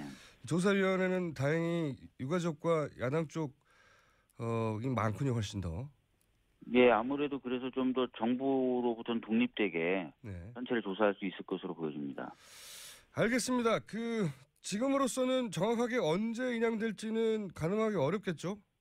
지금 소조기 때마다 인양 작업을 한다고 보셔야 되고요. 다음 소조기가 4월 5일 무렵입니다. 그러니까 예. 그 무렵에 인양 작업을 본격적으로 하면은 대략 한 14일에서 15일 정도 걸릴 수도 있고 뭐 더 걸릴 수도 있긴 하겠지만요. 그래서 3주기 조금 넘어서 육상에 거치되지 않을까 이렇게 보고 있습니다.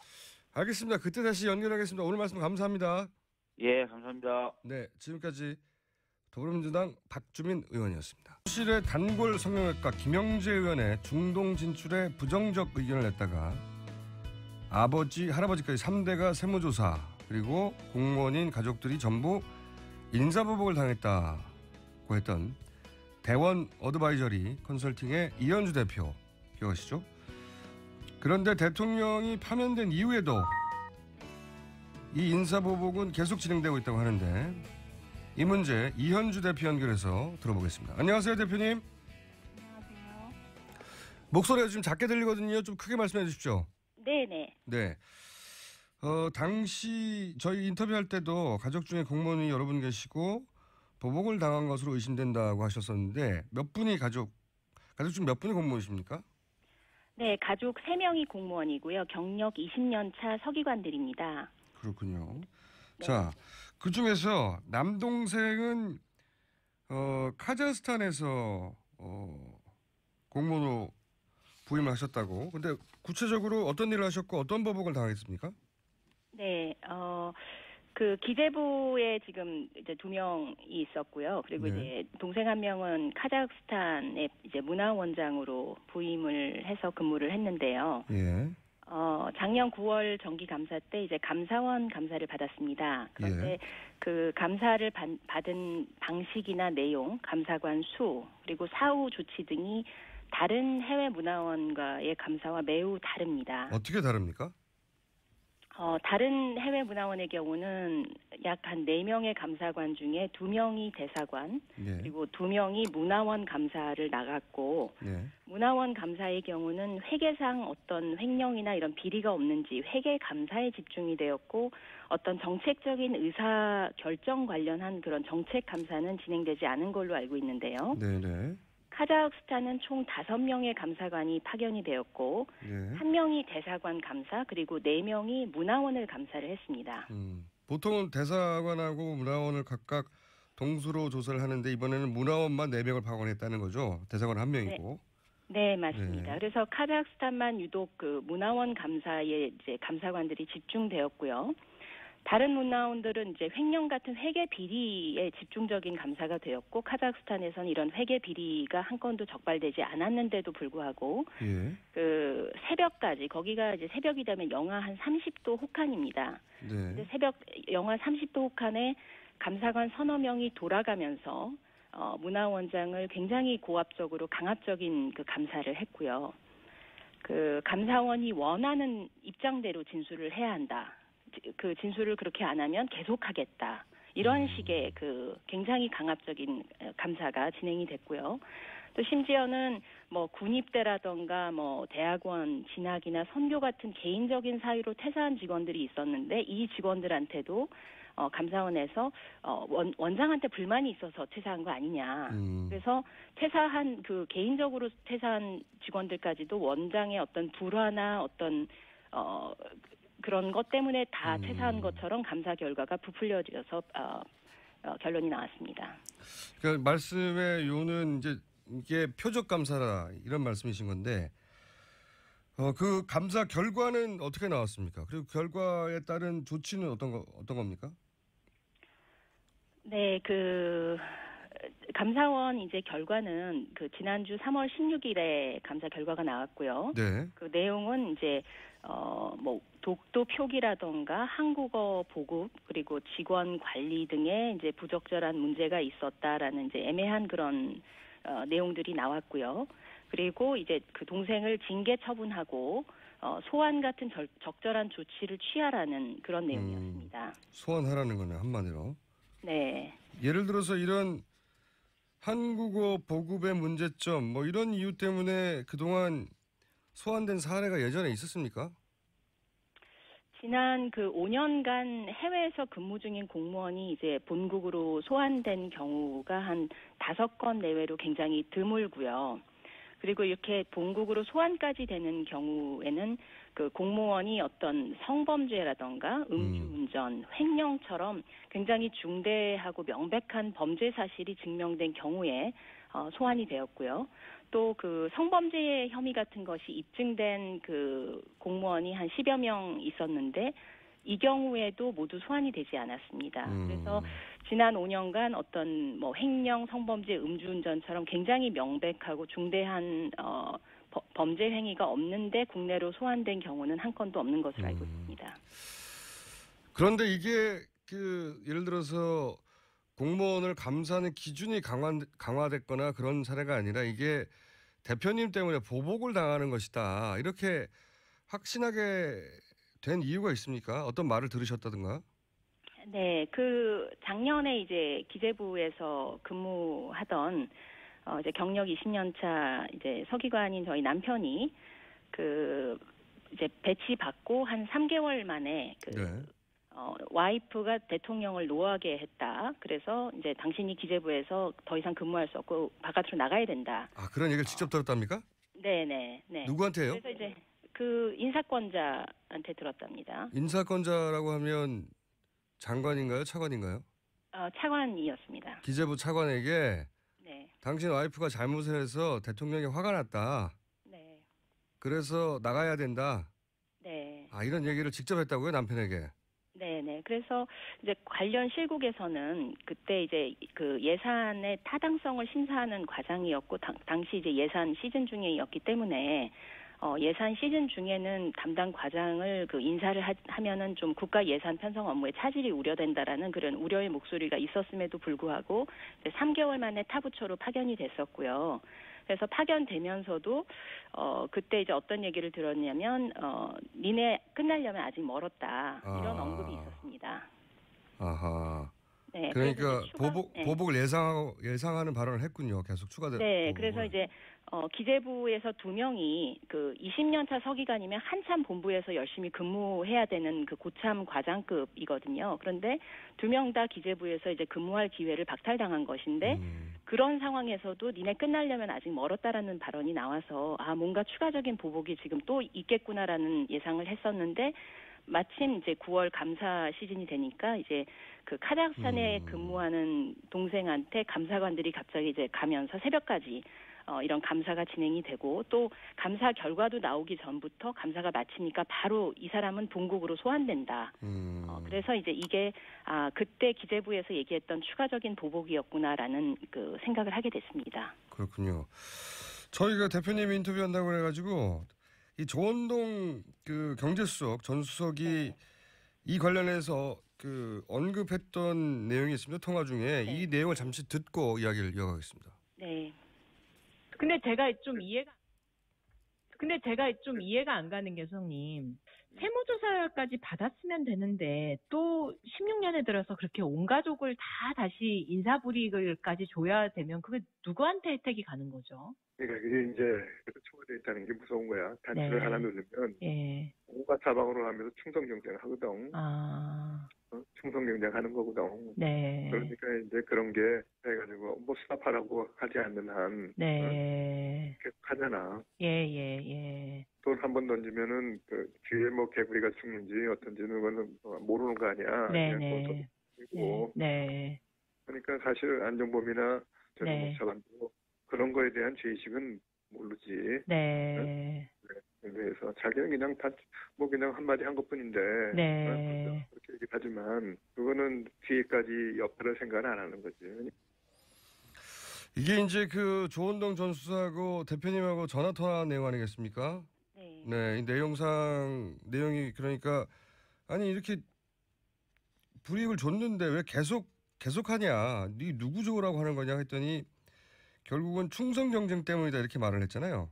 네, 맞습니다. 그 충성하려고 연좌제 보복을 해서 이제 모든 가족들이 거기에 피해를 받게 됐다. 그리고 그 보복을 한 고위 공직자들은 어떤 죄의식도 없다. 이제 그런 내용이고요.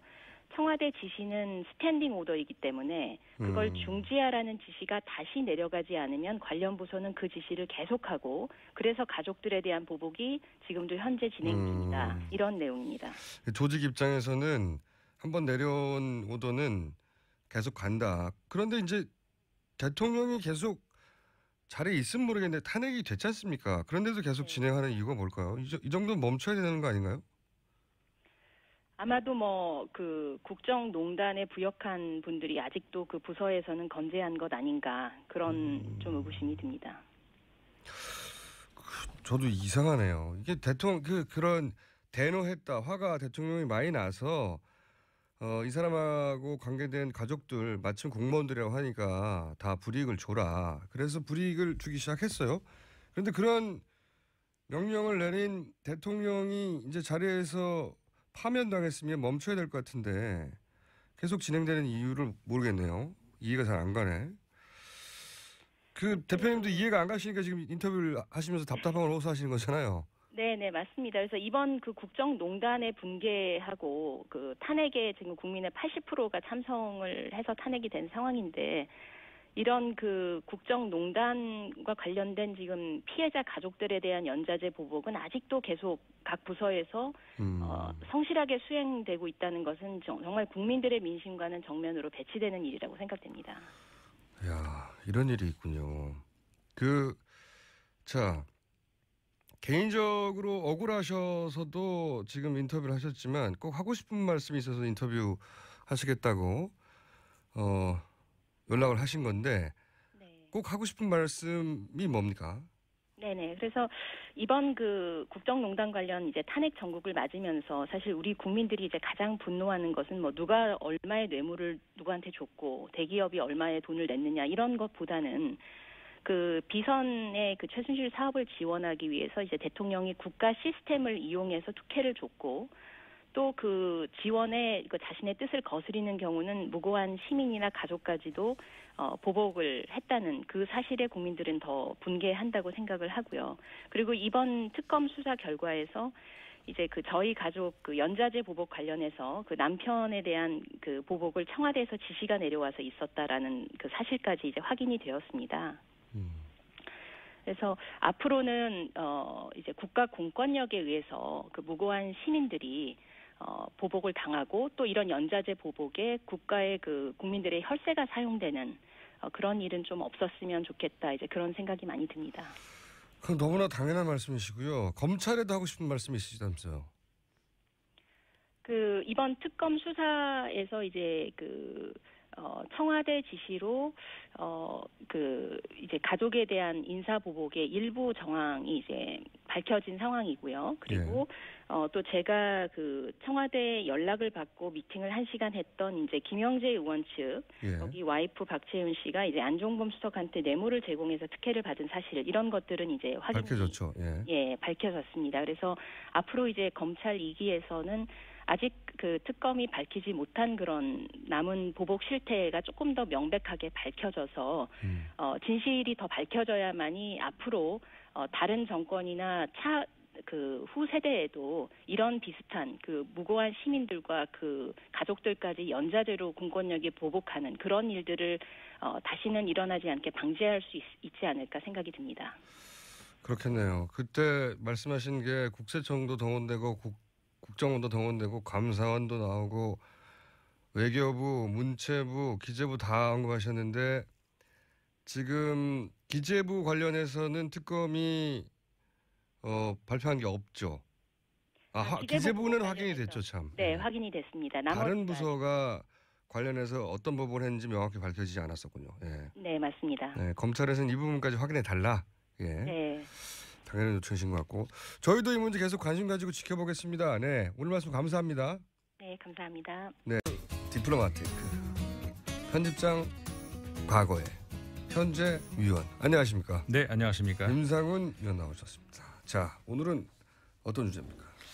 오늘은 지금 미국의 틸러슨 국무장관이 동아시아 세 나라 방문했지 않습니까? 말이 많아. 네, 오늘 첫 멘트도 하셨던데. 예. 일본, 한국, 중국을 이제 거쳐서 다 저녁 먹었는데 우리만 저녁을 안 먹었어. 게다가 저녁 먹자고 했는데 안 된다고 그랬어요. 근데 그거는 네. 좀 사실관계를 진짜 어느 쪽이 맞는지 좀 뭐 중요한 얘기 아니고 뭐 밝혀지지 않아도 될지 모르겠습니다만은 어쨌든 사실관계가 지금 정확하게 나와 있지 않은 것 같아요. 그러니까는 한국 측에서는 틸러슨 장관이 그러니까 거부했다 이렇게 얘기를 하는데 틸러슨 장관은 또 반대로 얘기했죠. 한국에서 원래 주최하는 측이 제안을 해야 되는 거 아니냐. 제안이 없었기 때문에 우리가 이제 주최 측을 입장을 고려해서 내가 피곤하다고 얘기를 해줬다. 그래서 안 된 거다. 예, 이렇게 된 거거든요. 아니 굳이 우리나라 저는 근데 이건 우리 외교부의 해명이 좀 더 신뢰가 가는 것이 한편으로는 이런 기회가 있는데 우리 외교부가 그러니까요. 저녁 찬스를 그렇죠. 그걸 안 할 이유가 없지 않습니까? 만약에 진짜 그랬다면은 전형적인 외교적인 거대한 실수가 되는 것이고 그러니까요. 그런 실수가 아니라면은 우리가 그걸 일부러 안 할 이유는 없을 텐데 일부러는 그러니까 안 했겠죠. 손님이 왔는데 시간대상 그리고 관례적으로 항상 1대1 장관끼리 만나면 만찬 하는데 그렇죠. 굳이 일부러 이번에만 제안을 안 했다는 건 좀 말이 안 되고 일단 그리고 이제 그 다음 코스가 이제 중국 아니겠습니까? 네. 그럼 중국에 가서 이런 말은 꼭 해다오라고 우리가 할 말이 있었잖아요. 네. 근데 그 밥을 안 먹고 그냥 보낼 이유가 없죠. 저도 그런 것 같은데요. 미국 쪽에서 네. 이거 이제 미국이 한국을 무시하는 거 아니냐 이런 얘기 나오니까 오히려 외교적으로 준비한 답변 같기도 한데. 그래서 저도 오늘 안 그래도 좀 작심을 하고 어쨌든 간에 지금 북핵 문제, 북한 미사일 문제 이 문제가 한국, 일본, 중국을 방문을 하면서 어떤 가장 핵심 사안 중에 하나가 되고 있으니까 꼭 이 동아시아 세 나라뿐만이 아니라 전 세계적으로도 지금 북핵 문제를 이번에 틸러슨 장관이 어떻게 세 나라를 방문하면서 풀 수 있을 것인가 이게 좀 관심이 집중되고 있거든요. 그래서 북한의 핵 문제와 관련해서 과연 미국의 역대 정부들이 책임이 없는가, 책임이 또 있는가, 있다면 얼만큼 있는가 이 얘기를 좀 해보고 싶어요. 자, 저는 그 얘기하시기 전에 또 한 가지 이유에서 이 틸러슨의 해명이 100% 신뢰할 수 없다고 보는 이유가 뭐냐면 그 트럼프 같은 경우에 독일에 총리가 왔는데 메르켈 총리가 왔는데 메르켈 총리가 악수하자고 하는데 그 장면 보셨죠? 저도 봤습니다 동영상. 나는 그런 거 처음 봤어요. 외교 저는. 관례상 그런 건 처음 봤습니다. 그러니까요. 아니 그 나라에 방문했잖아요. 게다가 손님을 불러놓고 독일 총리가 와가지고 기자들이 막 사진을 찍으면서 그때 그 앞에 상황을 보면 악수가 연출을 원하니까 기자들이 뭐 악수 뭐 이런 얘기하니까 메르켈 총리가 하실래요? 네, 멀뚱멀뚱 있다가 트럼프 대통령한테 악수하실래요 하고 물어봤어요. 영어로 그것도. 그래도 안 하죠? 그랬더니 최소한 반응을 해야 되잖아요. 반응. 트럼프는 그 앞에만 쳐다보고 있습니다. 노라고 하든지 손이 아프다고 하는지 아니 괜찮다고 하든지 좀 이따가 하자고 하든지 뭐 통상적으로는 악수를 하죠. 그게 싫다 하더라도 뭘 반응해야 될 텐데 어떻게 이렇게 깡그리 무시하고. 그리고 혹시 못 보신 분들을 위해서 잠깐 설명을 해드리면 그러니까 메르켈 총리가 오른쪽에 앉았죠. 그다음에 트럼프 대통령이 왼쪽에 앉았는데 메르켈 총리는 앉은 자세 자체가 왼쪽으로 이렇게 돌아앉아 있어요. 그러니까요. 정상회담이니까 그렇죠. 상대방을 보고 있죠. 상대방 쪽으로 돌아앉았죠. 근데 트럼프는 앞을 보고 있어요. 전혀 시선을 그쪽으로 주지도 않고 말도 안 돼, 아예 정말. 앞을 보고 무슨 뭐 정말 그 싫은 사람을 일부러 만나는 것처럼 무례해도 이렇게 무례할 수는 없거든요. 외교 관리적으로 그리고 글쎄 이런 말까지 드려도 되는지 모르겠습니다만 어쨌든 간 트럼프 대통령도 그렇고 틸러슨 이번에 우리나라 그 3개국 온 장관도 그렇고 안한 무인이에요. 그 얘기는 제가 안 하려고 했는데 하는 거 보면 예. 자기들 전술 전략에 따라 필요에 따라 상대를 의도적으로 그러니까 트럼프는 의도적으로 무시한 거란 말이죠. 그러겠죠. 네. 장사꾼이 자기가 유리한 그렇게 말씀하셔도 괜찮을까요? 어때요? 맞는데 장사꾼 출신으로 예. 장사꾼 출신으로 틸러슨 장관도 맞습니다. 예. 외교관 출신도 아니고 정치인 출신도 아니고 트럼프도 장사꾼 출신이고 둘 다 장사꾼 출신이죠. 장사꾼 출신으로 필요하면 네. 그때 일부러 상대방을 무시하거나 협상에서 유리한 위치를 차지하기 위해서. 근데 네. 무시 당한 거라고 봐요. 우리 정부가 틸러슨을 무시할 이유가 없지 않습니까? 그렇죠. 그럴 이유는 없었는데 네. 무시 당한 걸 철저히. 그리고 역대 정부 사실은 아까 뉴스에서도 나왔었죠. 일본과 한국을 아예 비교를 해서 차등 비교를 해서 아예 그냥 정확한 워딩으로 이렇게 얘기를 해줬죠. 사실 그런 그 차등 관계는 사실 우리 성조기 들고 나오신 분들한테는 참 충격적이겠죠. 유감스럽겠습니다만은 그래도 우린 또 이스라엘이 있으니까 또 이스라엘 국기 들고 오신 분들을 희망 가지셔도 일본은 가장 중요한 동맹, 한국은 중요한 파트너. 네, 차등으로 비교했어요. 영어에서 그 비교급 최상급 있지 않습니까? 네. 그 아주 정확하게 그 문장을 가지고 공부를 너무 하면. 심플하게 말해가지고요. 네. 여기에 해석하고 말로 여지가 없어요. 네. 근데 우리 외국에서는 여기 거기다 또 의미를 부여하죠. 그게 더 없어 보여요. 의미를 부여하지 말라고. 그냥 뭐 의미를 부여하지 맙니까? 명백하게 말을 했는데 그냥 일본 가장 중요, 우리는 중요 이렇게 정확하게 일부러 비교해서 말했는데. 그나저나 그 성조기를 들고 나오신 분들 그 가슴 아파서 어떡하죠? 저는 그분들이 이런 뉴스를 자세히 찾아보고 챙겨보는 분들이 아닌 것 같아요. 안타까운 것은 이런 뉴스를 보면 미국의 입장에서는 한국에 대한 동아시아에서 한국의 위상이 이 정도구나. 항상 그래왔어요. 어떻게 보면 지금 말씀하셨죠. 항상 그래왔어요. 근데 정확하게 어떻게 보면 이번에 말을 해줘서 차라리 잘 된 겁니다. 고마운 맞아요. 거죠. 지금까지는 그런 말을 정확하게 안 해줬어요. 근데 속으로만 그렇게 장사꾼 출신들이 와가지고 너 1등 너 2등 막 말해주고 있거든요. 동아시아에서는 3등 되는 거죠 지금. 정확한 게 좋아요. 착각 안 하게. 네, 착각은 이제 안 했으면 좋겠고요. 그래서 그렇게 미국이 북핵 문제를 가지고 지금 그 골치가 아파서 왔다. 과연 미국이 그럴 만할 자격이 있는가? 네. 그 이야기를 좀 해봤으면 싶습니다. 사실은 우리나라에서도 북핵 문제에 대해서 역대 어느 정부의 책임이다, 어느 정부의 책임이다 그런 얘기 많이 하지 않습니까? 네네. 우리가 냉정하게 얘기를 했을 때 북핵 문제는 우리 정부의 책임이라고 할 수가 없습니다. 미국 정부의 책임이라고 해야 되는 거죠. 북핵이 기본적으로 네.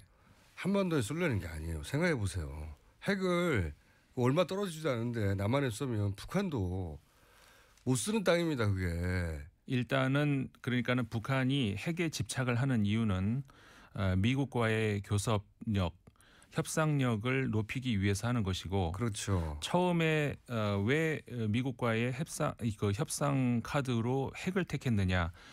그거는 이제 80년대 말 90년대 초로 가야 되죠, 사실은. 그러니까는 1차 핵 위기라고 하는 그 NPT 탈퇴 그 즈음이 그러니까는 90년대 초반 93년 아니겠습니까? 네, 그렇게 된 배경이 사실은 우리가 이제 80년대 말에 그 동유럽의 공산 국가들이 많이 쓰러지지 않습니까? 네. 그 중에는 일부 국가들 평화롭게 정권 교체가 된 나라들도 있었지만 루마니아 같은 경우처럼 사실은 그 수령이라고 옛날에 해서 불렀었죠. 그 구조가 우리나라 북한의 김일성 체제하고 굉장히 많이 비슷했었죠. 두 나라가 친하게 됐었어요. 그렇죠. 굉장히 친했던 형제 나라 아니었습니까? 그런데 네. 차우세스코가 아주 비극적인 최후를 맞았죠. 그렇죠. 그 장면을 보는 북한이 굉장한 충격을 받았었죠. 네. 그리고 그 당시에는 아마도 북한이 조만간 루마니아처럼 될 것이다라고 예상을 하지 않은 전문가가 거의 없었을 겁니다. 맞습니다. 네. 그때는 북한도 결국은 그 운명을 맞을 것이다라고 많은 전문가들이 예상을 했었죠. 네. 당연히 북한 입장에서는 그 생각을 안 했겠습니까? 네. 정말 깜짝 놀란 북한이 미국과 대화를 요청을 하죠. 그러면서 평화협정 얘기도 해요. 예, 그 제안을 한 것이 미군 한국에 남한에 주둔해도 좋다. 그리고 다 좋고 그러니까는 그 대신에 우리와 수교를 해다오. 그리고 평화협정 맺자는 한마디로 거죠. 왜냐하면 북한 입장에서는 전쟁이 아직 안 끝난 거거든요. 그렇죠. 보통 전쟁이 끝나면 바로 평화협정부터 맺는데 우리는 인류사에 이런 경우가 없어요. 전쟁이 끝났는데 60년 이상 협정을 안 맺는 거죠. 지금 협정을 평화협정을. 그렇죠. 예. 그러니까 정전만 돼 있는 거죠. 정전만. 그렇죠. 정전 상태로 어정쩡하게 남아 있는 상태에서 그러니까 북한 입장에서는 살려만 주면 다른 거 다 우리가 양보하겠다. 이제 이런 그 제안을 한 셈이죠. 미국한테. 그때 했었습니다. 예. 그때가 이제 92년인데 그 아버지 부시 때였죠. 예. 근데 미국이 이걸 단호하게 거절을 했습니다. 예. 그러니까 왜냐하면 곧 망할 거니까. 그렇죠. 미국에서 보고 그러니까는 미국 그 역대 그 공화당 정권들, 특히 공화당 그리고 이제 우리나라의 보수 정권들은 1차적으로 북한을 흡수 통일하겠다는 그런 목적 그리고 그게 가능할 거라고 생각을 항상 해왔었죠. 예. 그러니까 금방 망할 나라를 우리가 왜 해주냐 이런 생각을 오판을 한 거죠. 한마디로 말해서. 예. 어쨌든 간에 결과적으로 지금까지 안 됐지 않습니까? 그러면서 살 길이 없다고 생각한 북한이 결국은 눈을 핵으로 돌리기 시작을 한 거죠.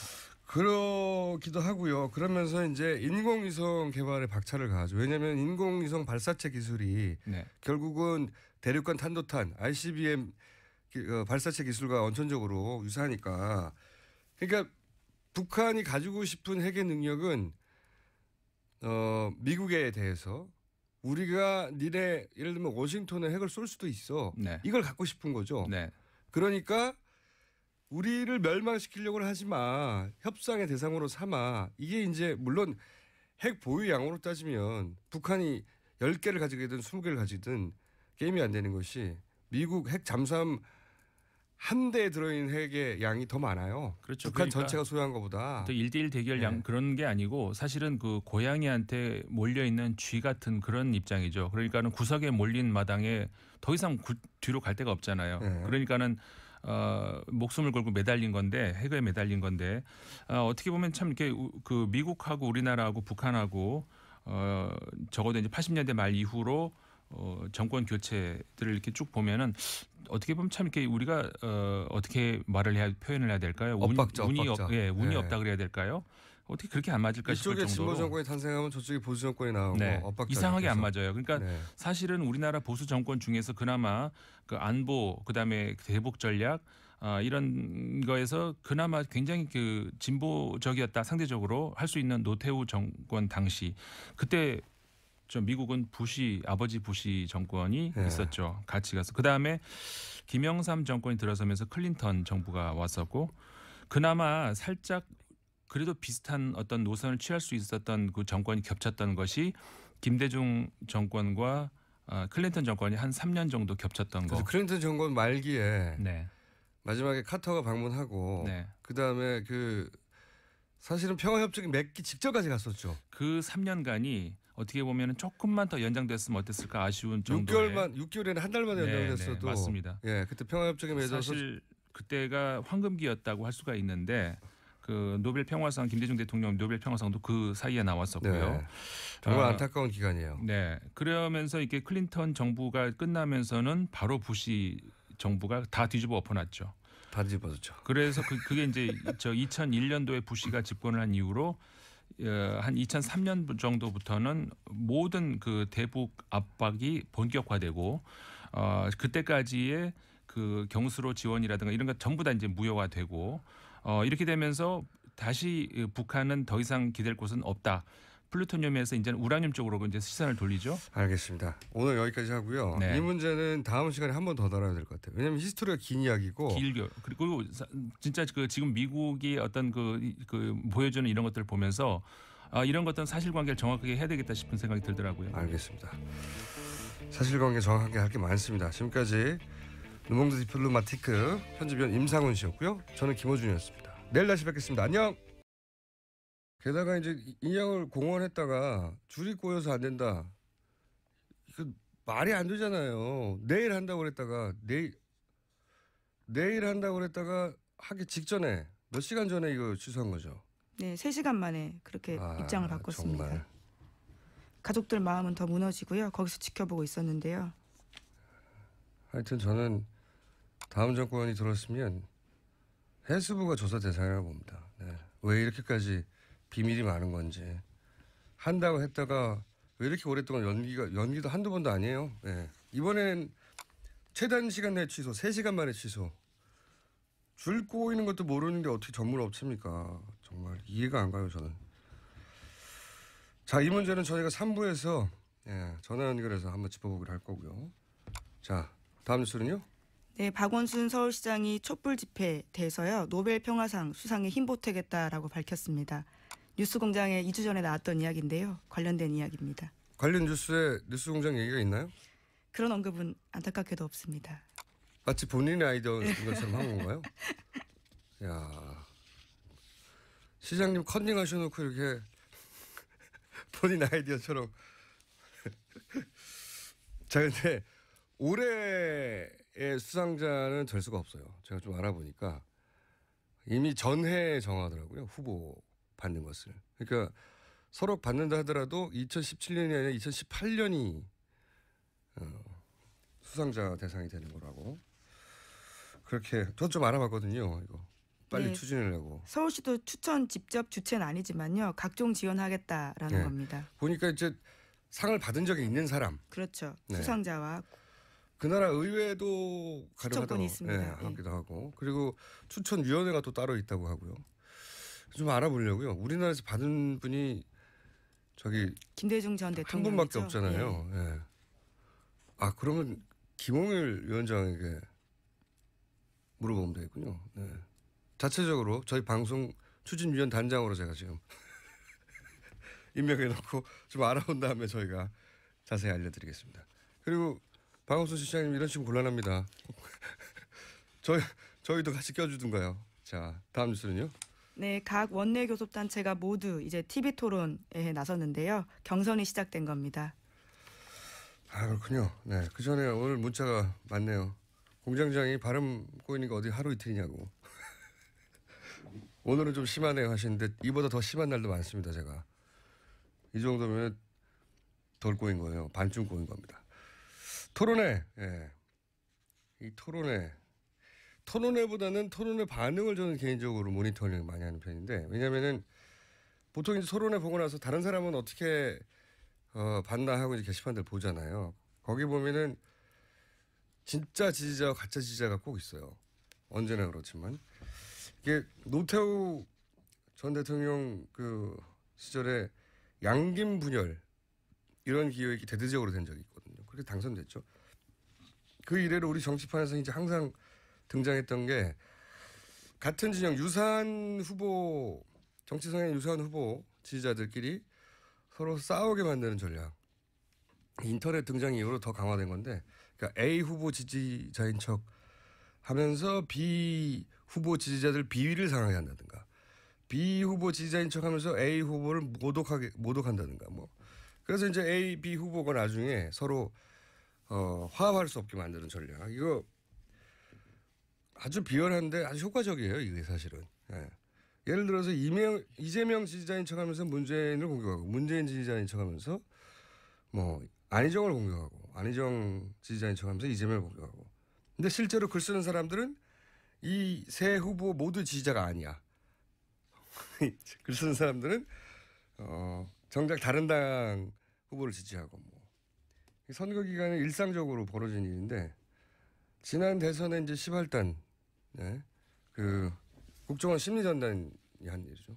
심리전단이라는 게 전쟁나면 심리전하는 적을 상대로, 그걸 우리 자국민한테 한 거거든요.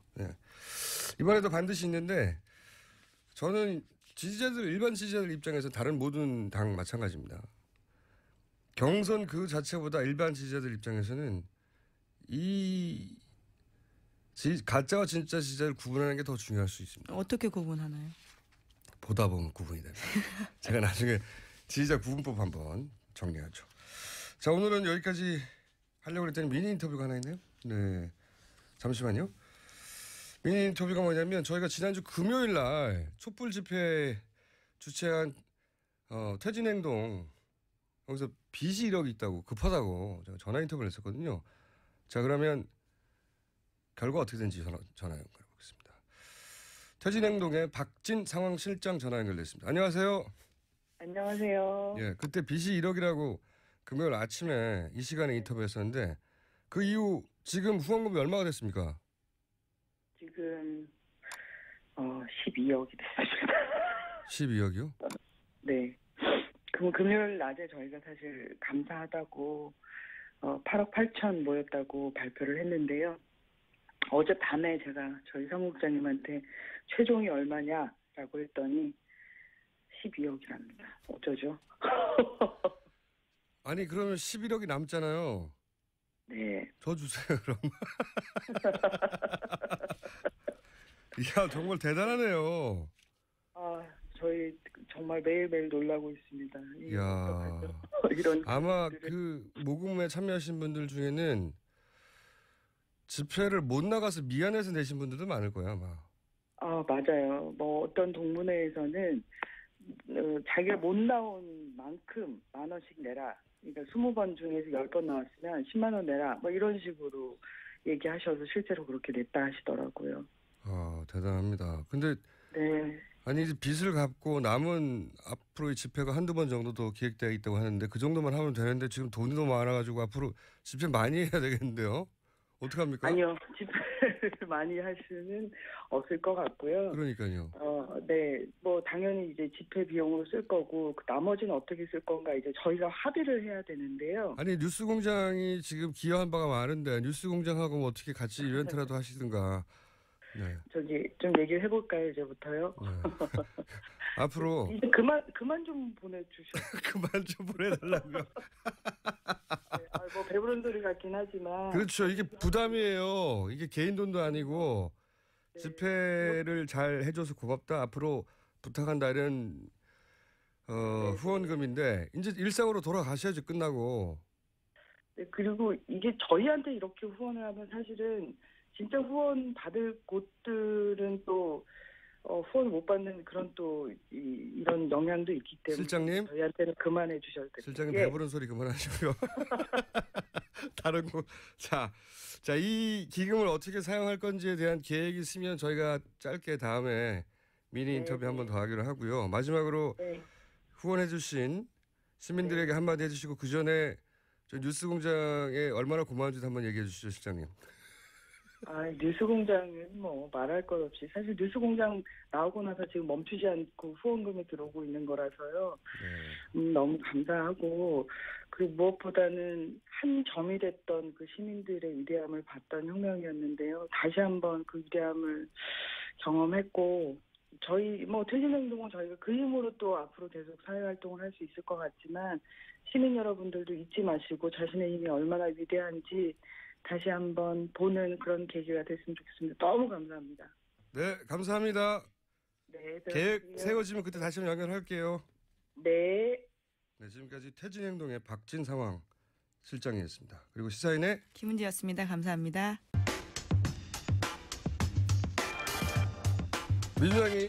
민주당에 이어 자유한국당, 국민의당, 바른정당까지 모든 정당이 본 경선이 시작됐습니다. 그리고 어제 안철수, 손학규 후보가 대선 출마를 선언했죠. 이 전국과 현안들 박지원 대표 연결해 짚어보겠습니다. 안녕하세요, 대표님. 안녕하세요. 네, 저희 스튜디오 직접 오셔야 되는데 만날 전화로 해서 훨씬 더 재밌을 수 있는데 말이죠. 대선 전에 꼭 한번 와주십시오. 직접 되면은 김총수 앞에서 얘기 못해요. 자, 대표님 다른 이야기 하시기 전에 이 네네. 홍석현 전 중앙일보 JTBC 회장 사표를 냈어요. 혹시 이거 사전에 아셨습니까?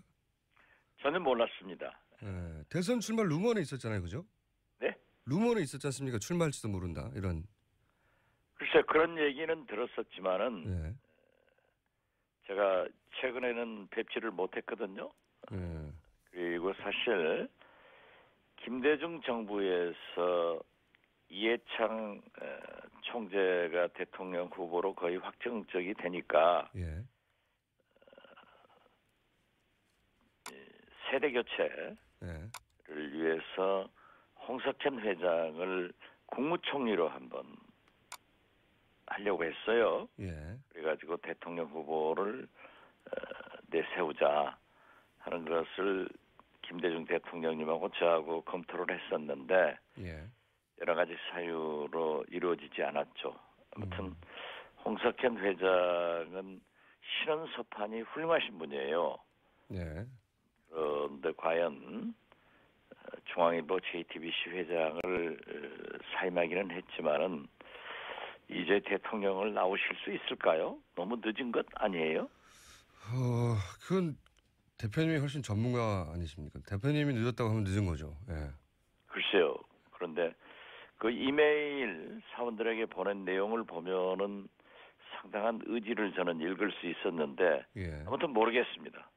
만약에 출마를 하게 되면 이 기업가 출신이고 이제 중도 보수, 합리적인 보수 이렇게 포지션을 할 것 같은데 그러면 안철수 전 대표하고도 겹치는 부분이 있어. 이거 안철수 후보한테는 나쁜 소식 아닙니까? 만약 된다면?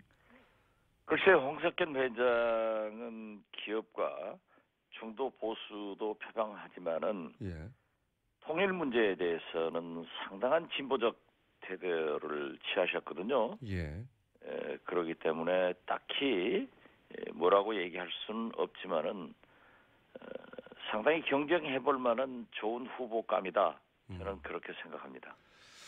근데 이제 대선 출마하면 이거 무소속으로는 거의 불가능하지 않습니까? 대선 후보는. 그죠?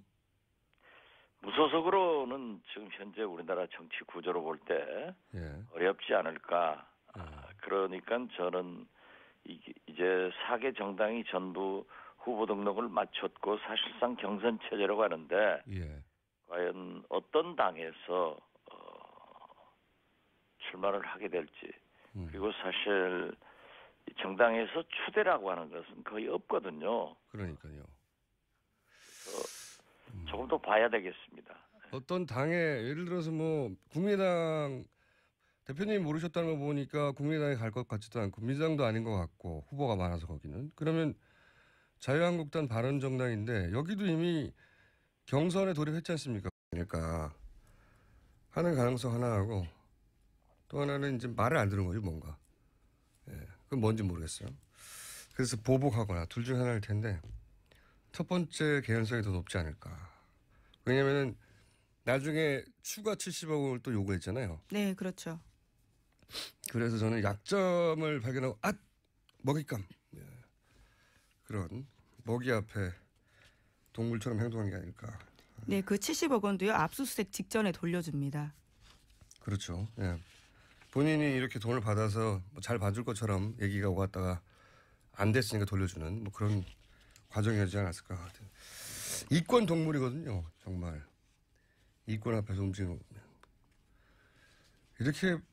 이렇게 보면 롯데는 삼성하고는 다르게 좀 당한 측면이 더 강한 것 같아요. 예, 이런 뉴스만 보면. 네, 앞서 무엇을 주고받았는지가 좀 더 나와야 될 것 같습니다. 그러니까요. 자, 다음 수는요.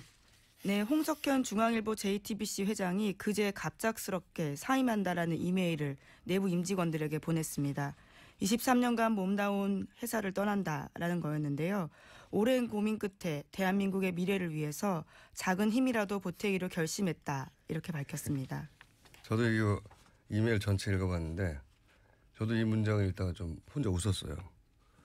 얼마나 작은 힘일까? 아주 작으면 집에서 댓글 달면 되는데 촛불 집회에 나오거나. 네, 촛불 집회 이미 나가셨습니다.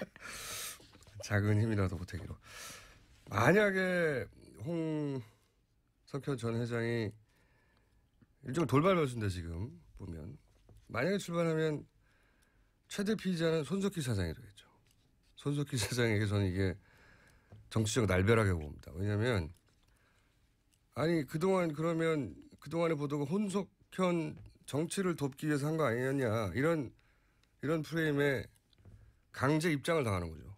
네, 이제까지 실제로 박근혜 전 대통령 대리인단이요. 장외 바깥에서 그런 프레임으로 계속 이야기했었습니다. 그러니까 판을 흔든다. 전혀 안 먹혔거든요. 예. 근데 대선 후보 인터뷰할 때도 홍석현 바이어스가 걸리겠죠. 예를 들어서 다른 후보한테 야박하게 하는 거는 각 후보들의 지지자들은 다 야박하게 보일 거거든요. 그러면 홍석현 때문이 아니냐 그런 공격을 받을 수도 있고 머리에 이제 홍석현이라는 걸림돌이 시청자 이제 임적되니까 뭘 해도 그런 공격을 받고 손석희 신뢰도 우리나라 1위인데 악영향을 미친다. 손석희 사가 얼마나 억울하겠어요. 변한 게 없는데. 네. 정치적으로는 아마 중도 포지셔닝 하는 정치인들이 집단 피해를 입겠죠? 네, 어제 중앙선대 인터뷰 보면요. 그런 포지션을 취하고 있습니다. 촛불 집회, 태극기 집회 둘 다 각각 언급을 하면서요. 중도적인 입장에 대한 것들을 이야기하고 있거든요. 네. 국민의당 바른정당이 이 포지션에 중복되는데 정말 대선 출마하면 뭐 그런 분들한테 피해가 좀 있겠죠. 그리고 나오자마자 아마 삼성 엑스파일 얘기 나올 거고요. 97년에 대선 자금 주인공이죠. 그리고 김용철 전 삼성 법무팀장이 그 책을 통해 폭로한 게 홍석현 주식은 이건희 차명이다 이렇게 주장한 적이 그렇죠. 있죠. 예, 이런 얘기 계속 나오겠죠 아마. 어쨌든 1차적인 최대 피해자는 손석희 사장이 될 공산이 큽니다. 아 그러고 보면 제가 유리한 건가요 그렇게 되면? 반사 이익을 또 그렇게 연결되는 건가요? 갑자기 생각하다 보니까 그러네요. 네. 나와주시기 바랍니다, 홍 회장님. 자, 돌발 변수가 하나 나왔습니다. 자, 앞으로 대단히 이채로운 돌발 변수네요. 이때까지는 없었던. 다음 뉴스 하나 주세요. 네, 김종인 전 더불어민주당 비상대책위 대표가 그제 빅텐트에 대해서 이렇게 이야기했습니다. 나는 빅텐트라는 이야기를 한 번도 해본 적이 없다. 이해관계가 모두 다른 사람들인데 금방 쉽게 될 일이냐. 나는 불가능하다고 본다. 라고 말했습니다. 대선 관련 뉴스가 이제 좀 많아지네요. 예. 빅텐트라고는 얘기해 본 적이 없죠. 비패권지대라고 똑같은 내용을 얘기한 적은 많죠. 네. 이게 말이 확 바뀌었네요. 예. 금방 쉽게 될 일인가. 가능하다고 해서 탈당한 거죠. 예. 이 말이 앞에 빠졌어요. 진짜로 탈당해 보니 하고 가로치고 요 부분이 빠진 거죠. 예. 진짜로 탈당해 보니 불가능해 보인다. 이렇게 말을 바꿔야 되는 것 같고요. 예. 불가능하다고 보는데 왜 탈당을 하셨겠어요? 이분은 탈당 안 했을 때 본인의 정치적 영향력이 최대치였는데 탈당하면서 사실은 점점 잊혀져 가고 있습니다. 여기 다른 당 후보들과 조천 모임 하려고 했는데 그 모임에 가지도 않았죠. 다른 분들이 또. 자, 이분은 남은 거는 이제 혼자 대선 출마하느냐 마느냐인데 대선을 좌우지할 만한 변수는 안 될 것 같아요. 자. 네, 그 부분도 이제 결심할 수도 있다면서 곧 밝힐 때가 있을 거다라고 이야기했습니다. 결심은 본인의 마음이니까요. 네. 네, 변수가 되기는 어려울 것 같다. 자, 다음 뉴스는요. 어제 세월호를 건지기 위한 최종 점검 단계인 시험 인양 작업이 실패했습니다. 인양줄, 그러니까 와이어가 꼬여서인데요. 세월호 참사 3주기 전에 선체 인양하겠다라는 정부 계획도 실현이 불확실한 상황이 됐습니다. 아, 이게 얼마나 지났는데 여기 투입된 게 1년 반쯤 됐지 않습니까? 이 네, 업체가 그렇죠. 상하이 셀비지. 예. 네. 상하이 셀비지는 근데 이 인양 방식의 전문 기업도 아닌데 공식적으로 후보를 선정하는 이 중간에 들어갈 수도 없는데, 그죠? 글쎄요, 뭐 자세히 모르겠다고밖에 말씀드릴 수 없습니다. 직접 출마를 하던 킹메이커가 되던 이번 대선에서 의미 있는 변수가 되긴 될까요? 마지막 질문인데 홍석현 관련해서는. 직접 출마를 하건 네. 킹메이커가 되든 상당한 영향력은 행사할 수 있는 그런 폭발력을 가지신 분이죠. 알겠습니다. 근데 구체적으로 어떻게 될지는 잘 모르겠다고 하시는 거예요. 네, 그렇습니다. 예. 그 연대 얘기하니까 이제 생각이 나서 여쭙겠는데 김정인 전 대표가 며칠 전에 남경필, 유승민, 손학규 여러분들하고 조찬회동하는데 손학규 후보가 가려고 하는 걸 대표님이 가지 말라고 하셨다면서요. 손학규 후보를 가지 말려고 한 게 아니고 예. 우리 국민의당 지도부 한 사람이 안철수 후보가 가시지 않으니까 예. 자기가 가겠다라고 해서 제가 가지 말라고 그랬습니다. 아, 손학규 후보는 그냥 자체 판단으로 안 가신 거고? 네, 그렇습니다. 그러면 그 대리로 가겠다고 한 사람을 가지 말라고 못 가게 하신 이유는 뭡니까? 사실상 대연정로는 현실적으로 어렵습니다. 지금 경선 전국이기 때문에 그러니까 경선 전국에서는 각 당의 정체성을 앞세워서 그 당에 가장 적합한 대통령 후보를 만들어야 되거든요. 그래가지고 각 당에서 후보가 나오면은 그때 이제 대선 후보로 등록을 하건 그 전이건 그러한 때 검토가 되는 거지 지금부터 검토를 해가지고는 어렵죠. 그 당 자체가 존재감을 상실할 수 있습니다. 그리고 과연 대연정론이 정체성을 무시하고 성공할 수 있을 것인가. 어떻게 됐든 지금은 사당제, 다당제이기 때문에 연정의 불가피성은 있습니다. 어떤 당도 어떤 대통령도 당선되면은 그때부터 여소야대로 출범하고 또 국회 선진화법으로 아무것도 못하는 그런 결과를 가져오거든요. 그렇기 때문에 독일의 메르켈 총리처럼 총리에 당선돼가지고 심지어 보역까지도 연정을 한 선례가 있고 그렇기 때문에 그러한 것은 검토할 수 있지만은 지금 경선 전국에서 대연정을 논하는 것은 각 당의 정체성과 존재감을 상실하는 일이 되기 때문에 저는 어렵다. 그렇게 해서 처음부터 반대를 했습니다. 그러면 경선이 끝나고 나서는 후보자들 간의 연대 이거는 가능할 수는 있다고 보시는 건가요? 그것은 이제 후보자가 누가 되느냐에 따라서 결정할 문제이고 그때의 상황이 지배된다고 봅니다. 그러면 이제 국민의당 후보가 선정된 이후에는 그 예를 들어서 바른정당과의 어떤 방식으로든 연대는 가능하다 이렇게 볼 수 있는 겁니까? 왜 꼭 바른정당을 찍습니까? 아니 근데 자유한국당하고는 그러니까 어렵지 않습니까? 김어준 총수가 문제가 있다니까요. 그렇게 몰아가는 것 아니에요. 아니 그럼 바른정당 아니면은 다른 탄핵을 성공시켰을 때도 민주당과 문재인 대표가 비박과 국민의당은 통합한다. 이거하고 맥락이 같은 거예요. 아니 근데 그러니까 바른정당으로 찍지 마시고 말씀하시면 제가 답변하는 거죠. 알겠습니다. 바른정당하고 얘기가 가장 많이 나오니까요. 자유한국당하고는 어렵지 않습니까? 우선. 거기는 어떠한 경우에도 어렵죠.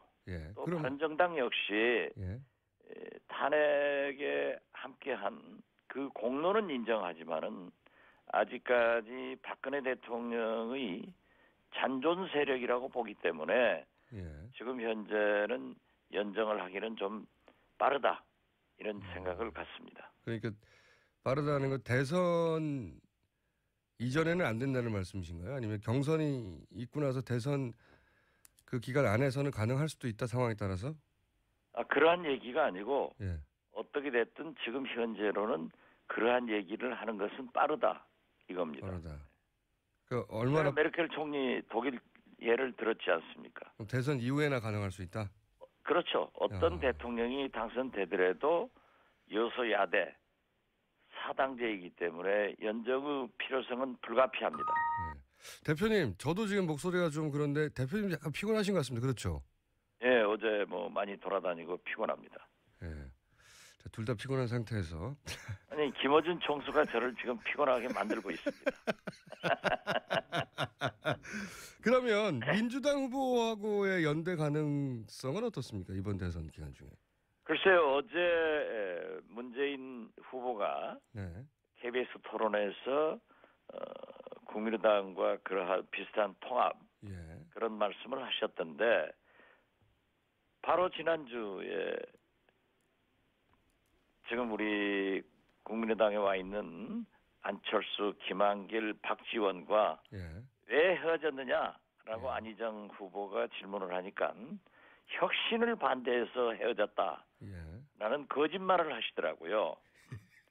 그런데 또 2, 3일 있다가 어제는 또 통합하자 이런 얘기를 해서 참 문재인 후보는 편리하게 세상을 사시고 편리한 말씀을 자주 하시는구나.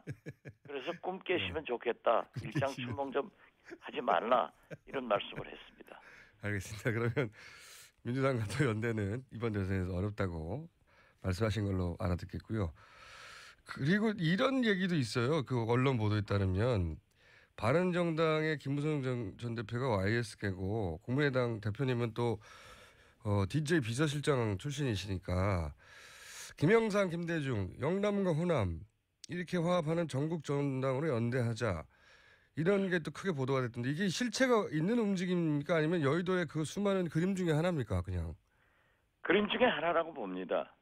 물론 예. 우리가 남북 분단도 서러운데 동서 이게 너무나 오랫동안 분열돼 있지 않습니까? 네. 그렇기 때문에 YS, DJ 세력이 합쳐서 남북 관계도 개선하고 동서 장벽도 무너뜨리자 그런 얘기도 했고 또 김무성 대표와 저와 개인적으로 가까운 사이이기 때문에 때때로 대화를 하는데 예. 그러한 것에 기초를 두고 정치권에서 나오는 얘기지만은 그러한 움직임 역시 없다는 것을 분명히 말씀드립니다. 그냥 소위 이제 여의도에 그 수많은 대선이 있으면은 뭐 수많은 그림이 나오지 않습니까? 그 중에 하나인 거군요. 그러면 그런 그 그림을 많이 그리시는 분이 김어준 총수님 아니에요? 그럼 안철수 후보는 이번 대선에서는 끝까지 독자 후보로 간다 이런 생각이신 것 같은데 대표님도 비슷한 생각을 하시는 거죠? 저는 처음부터 그걸 주장했습니다. 왜냐하면은 제가 쭉 얘기해온 게 예. 대단히 죄송하지만은 박원순 시장이나 김부겸 의원 등 많은 분이 민주당 대통령 후보로 나왔었잖아요. 네네. 그리고 심지어 반기문, 황교안 이런 보수층에서 거론될 때 저분들은 전부 후보가 될 분들이 아니다. 예. 그렇기 때문에 당시는 손학규 대표가 우리 당으로 들어오기 전이에요. 당시에는 우리 당에서는 안철수, 더불어민주당에서는 문재인, 그리고 자유한국당이나 바른정당은 후보가 나오더라도 의미가 없다. 그렇기 때문에 안철수 대 문재인 구도가 되는다. 저는 네. 그렇게 얘기를 쭉 해왔습니다. 네, 그렇게 해오셨죠. 예. 그런데 지금은 말을 바꿨습니다. 어떻게 바꾸셨습니까? 안철수, 손학규, 박주선 중에서 예. 나온다. 예, 그건 뭐 당연하고요. 자유한국당 얘기하셔서 그 말씀을 드려보자면 자유한국당은 의미가 없을 거라고 하셨는데 현재 기준으로 보자면 자유한국당의 홍준표 도지사가 지명도나 지지율이 제법 높은 상황이고요. 그리고 아마 후보가 되면 지금 안철수 후보보다 더 지지율이 높이 나올 공산도 있습니다. 우선 자유한국당에서는 누가 후보가 될 거라고 보십니까? 자유한국당에서는 저는 홍준표 지사가 될 거로 보고 있습니다. 그렇군요. 본선 저는 예. 지금 김어준 총수께서 말씀하신 대로 예. 홍준표 지사가 후보가 돼서 예. 안철수 후보보다 높을 수도 있다. 예. 이렇게 말씀하신 것은 아마 김어준 총수의 바람일 겁니다. 아니 여론조사 지표가 그런데요. 그건 아직 모르니까. 그렇지 않아요 지금 현재. 알겠습니다. 네. 그런 여론조사들이 아닌 오히려 예. 안희정 지사가 만약 예. 재인 산성을 넘지 못할 경우에는 예. 그 안희정 지사의 표가 지지표들이 물론 문재인 에게도 가지만 후보에게도 가지만은 예. 저는 안철수 후보에게도 상당한 부분이 넘어올 것이다. 네, 그럴 수 있습니다. 봅니다. 예. 그러면 이제 자유한국당 얘기를 좀 마저 해보자면 홍준표 도지사의 본선 경쟁력은 어느 정도 될 거라고 보십니까?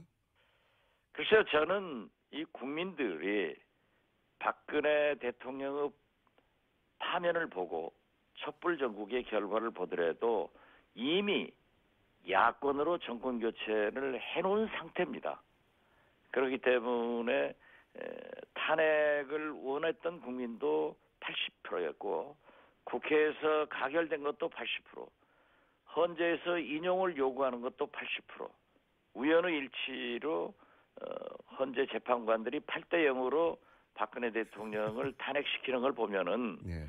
아마는 박근혜 대통령의 팔자에 팔자와 무슨 연관이 있지 않는가 이런 생각을 할 정도로 조금 하는데 무리수였습니다, 대표님. 예.